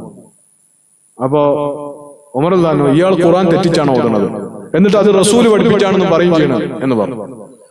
അപ്പൊ ഉമർ, അയാൾ വിട്, എന്നിട്ട് അയാളോട് ഓതാൻ പറഞ്ഞു റസൂൽ സല്ലല്ലാഹു അലൈഹി വസല്ലം. അപ്പൊ അയാൾ ഓതി.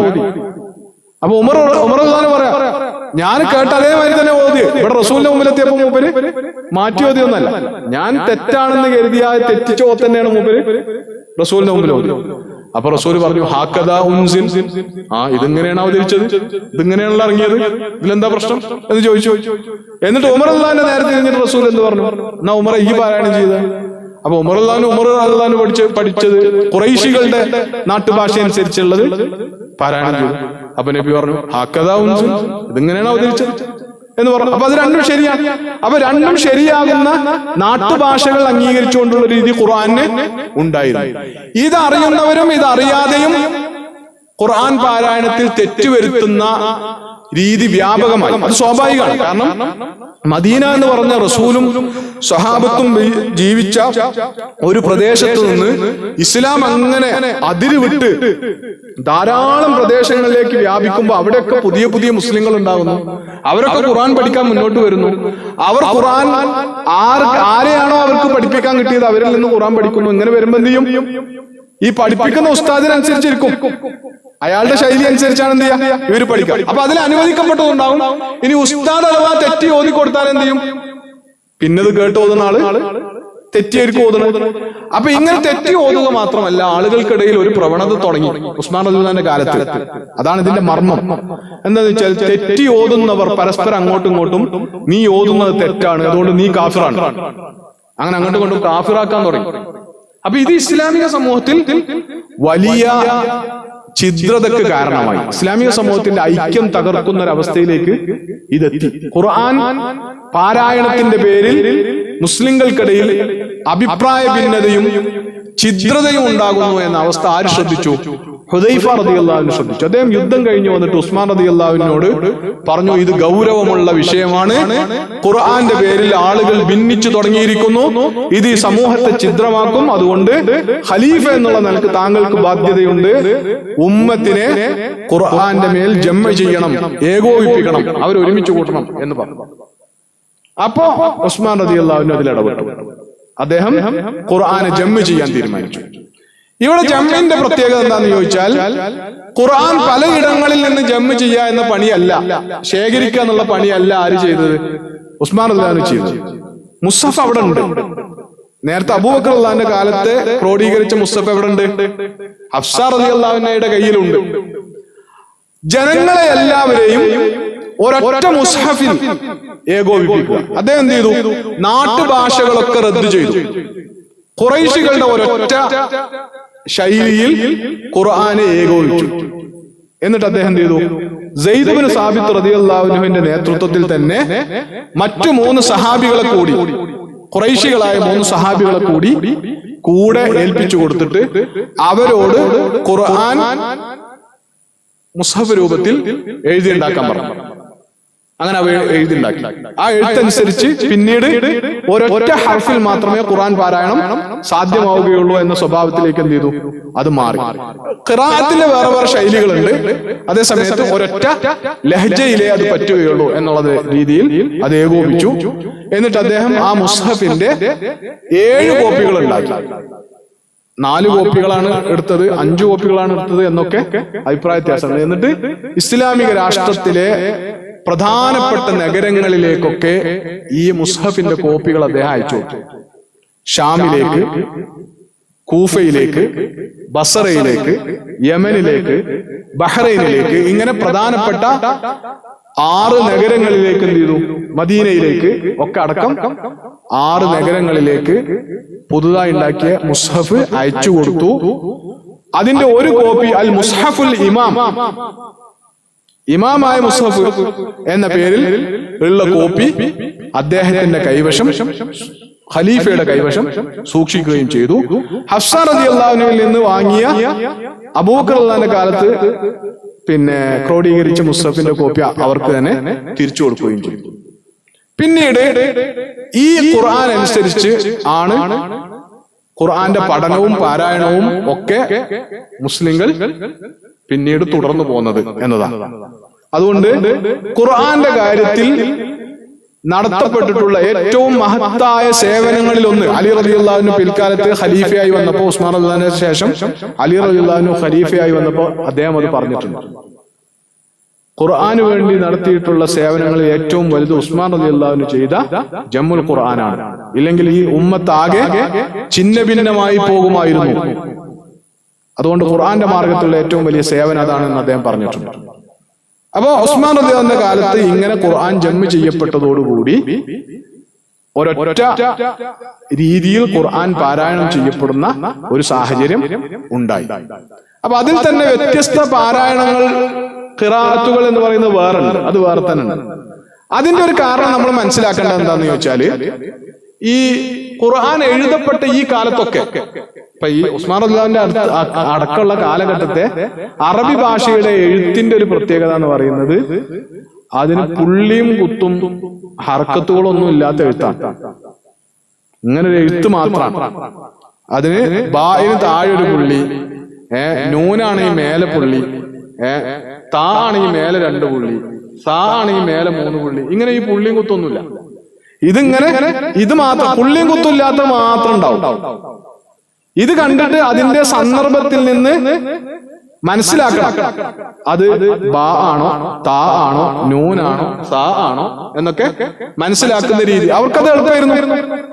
ഇപ്പൊ നമ്മള് അറബി നല്ലോണം അറിയുന്ന ആള് ഹർക്കത്തൊന്നും ഇല്ലാത്തത് വായിക്കണണ്ട നമുക്ക് അത്ഭുതം തോന്നൂലേ? നിങ്ങളിപ്പോ എങ്ങനെ ഇങ്ങനെ ശരിയായിട്ട് വായിക്കണമെന്ന് അപ്പൊ അത് ശീലിച്ചാൽ പ്രശ്നമില്ലാത്ത കാര്യമായിരുന്നു.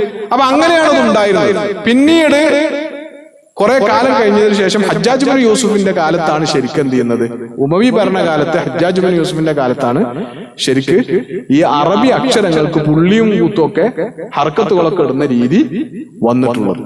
അപ്പോ ഹർക്കത്തുകൾ ഇല്ലാത്തത് കൊണ്ട്, പുള്ളിയും തോന്നും ഇല്ലാത്തത് കൊണ്ട് ഉള്ള ഖിറാഅത്തുകളിലെ ചില വ്യത്യാസങ്ങൾ, എന്നാൽ അതൊരിക്കലും ഖുർആന്റെ ആശയത്തെ ബാധിക്കാത്ത വിധത്തിലുള്ള ഖിറാഅത്തിലെ ചില അഭിപ്രായ വ്യത്യാസങ്ങൾ അവിടെ ഉണ്ടാവുകയും ചെയ്തിട്ടുണ്ട്. അവസാനിപ്പിക്കുകയാണ്.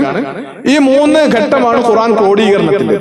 ഇത് പറയുന്നത് എന്തിനാന്ന് ചോദിച്ചാൽ, ഖുർആൻ ക്രോഡീകരണം പിൽക്കാലത്ത് സംഭവിച്ചതാണ് എന്നതിന്റെ പേരിൽ ഖുർആനെതിരെ സംശയം ഉന്നയിക്കുന്ന പ്രവണത അപൂർവമായിട്ടെങ്കിലും ഉണ്ട്. അത് വല്ലാതെ വിജയിക്കുന്ന ഒരു കാര്യമല്ല. കാരണം ഈ ഖുർആൻ എന്ന് പറയുന്നത് ഇസ്ലാമിക സമൂഹം ജനറേഷൻ ടു ജനറേഷൻ, തലമുറയായിട്ട് കൈമാറി പോന്നിട്ടുള്ള ഒരു കാര്യമാണ്. അതിന്റെ അടുക്ക എവിടെയും ഒരു മുറിച്ചിൽ വന്നിട്ടില്ല. അപ്പൊ അതുകൊണ്ട് അതിൽ സംശയം ഉന്നയിക്കാൻ ഒരു പഴുതുമില്ല. എന്നാലും ചിലർ എന്ത് ചെയ്യുന്നുണ്ട്, ചില ആളുകളൊക്കെ ചിലപ്പോൾ വസ്വാസം, ഈ ചരിത്രമൊന്നും അറിയാത്തവരെ വസ്വാസാക്കാൻ പറ്റും. ഖുർആൻ തന്നെ ശരിക്ക് നബിയൊക്കെ വഫാത്തായി പോയിട്ട് അബൂബക്കർ റളിയല്ലാഹുവിന്റെ കാലത്ത് ക്രോഡീകരിച്ചാണ് എന്ന് പറയുമ്പോൾ നമുക്ക് ഒരു സംശയം ചിലപ്പോൾ ഉണ്ടാവും. അപ്പൊ നബിന്റെ കാലത്തൊന്നും ഇല്ലാതെ ഇത് അബൂബക്കറിന്റെ റളിയല്ലാഹുവിന്റെ കാലത്ത് ക്രോഡീകരിച്ചാണെങ്കിൽ ഇപ്പോ അത്രക്കാണ് വിശ്വസിക്കാൻ പറ്റൂലല്ലോ എന്ന ഒരു സംശയം നമ്മുടെ മനസ്സിൽ അത് ഉണ്ടാക്കാൻ കാരണമാണ്. അതിനൊരു പഴുതുമില്ല. ആ ക്രോഡീകരണം എന്ന് പറയുന്നത് എഴുതി വെച്ചത് ശേഖരിക്കുക എന്ന അർത്ഥത്തിൽ മാത്രമാണ്. ഖുർആൻ എവിടെയുണ്ട്? ഖുർആൻ വളരെ സജീവമായിട്ട് മുസ്ലിങ്ങൾക്കിടയിൽ അവരുടെ ഇടപാടുകളിൽ ഖുർആൻ ഉണ്ട് എന്നതാണ്. അതിലേറെ ഇത് ബാധകമാകുന്ന ഒരു കാര്യം, നമുക്കിടയില് ഹദീസിന്റെ ക്രോഡീകരണത്തെ കുറിച്ചാണ് കൂടുതൽ ആശങ്കകൾ ഉണ്ടാക്കിക്കൊണ്ടിരിക്കുന്നത്. ഇമാം ബുഖാരിയൊക്കെ നബി സല്ലല്ലാഹു അലൈഹി വസല്ലം വഫാത്തായിട്ട് 2 നൂറ്റാണ്ട് കഴിഞ്ഞിട്ട് വന്നതാണ്. എന്നിട്ട് അദ്ദേഹം എഴുതിണ്ടാക്കിയതാണ് ഹദീസുകൾ എന്ന് പ്രചരിപ്പിക്കുകയും, അപ്പൊ അതുകൊണ്ട് ഹദീസുകൾ നമുക്ക് വിശ്വസിക്കാൻ കൊള്ളാത്തതാണ്, അതുകൊണ്ട് ഹദീസ് വേണ്ട, ഖുർആൻ മാത്രം മതി, ഖുർആൻ മാത്രവാദികൾ, അങ്ങനെ ഖുർആനെ തോന്നിയതുപോലെ വ്യാഖ്യാനിക്കാൻ വേണ്ടിയിട്ടാണ് എന്ത് ചെയ്യുന്നത്, ഹദീസുകളെ തള്ളുന്നത്. ഖുർആനെ തോന്നിയതുപോലെ വ്യാഖ്യാനിക്കുന്നതിന് മുമ്പിലുള്ള ഒരേ ഒരു തടസ്സം എന്താണ്? ഖുർആന് റസൂല് തന്നെ കൊടുത്തിട്ടുള്ള കുറെ തഫ്സീർ ഉണ്ട് എന്നുള്ളതാണ്. അപ്പൊ ഹദീസിനെ മൊത്തം തള്ളിയാല് പിന്നെന്ത് ചെയ്യാം? ഖുർആനെ തോന്നിയതുപോലെ വ്യാഖ്യാനിക്കാം. അതിനുള്ള അജണ്ടയാണ് പലരും എന്ത് ചെയ്യുന്നത്, ഖുർആൻ മാത്രവാദം എന്ന് പറഞ്ഞിട്ട് ഹദീസിനെ നിരാകരിച്ചുകൊണ്ട് നടത്തുന്നത്.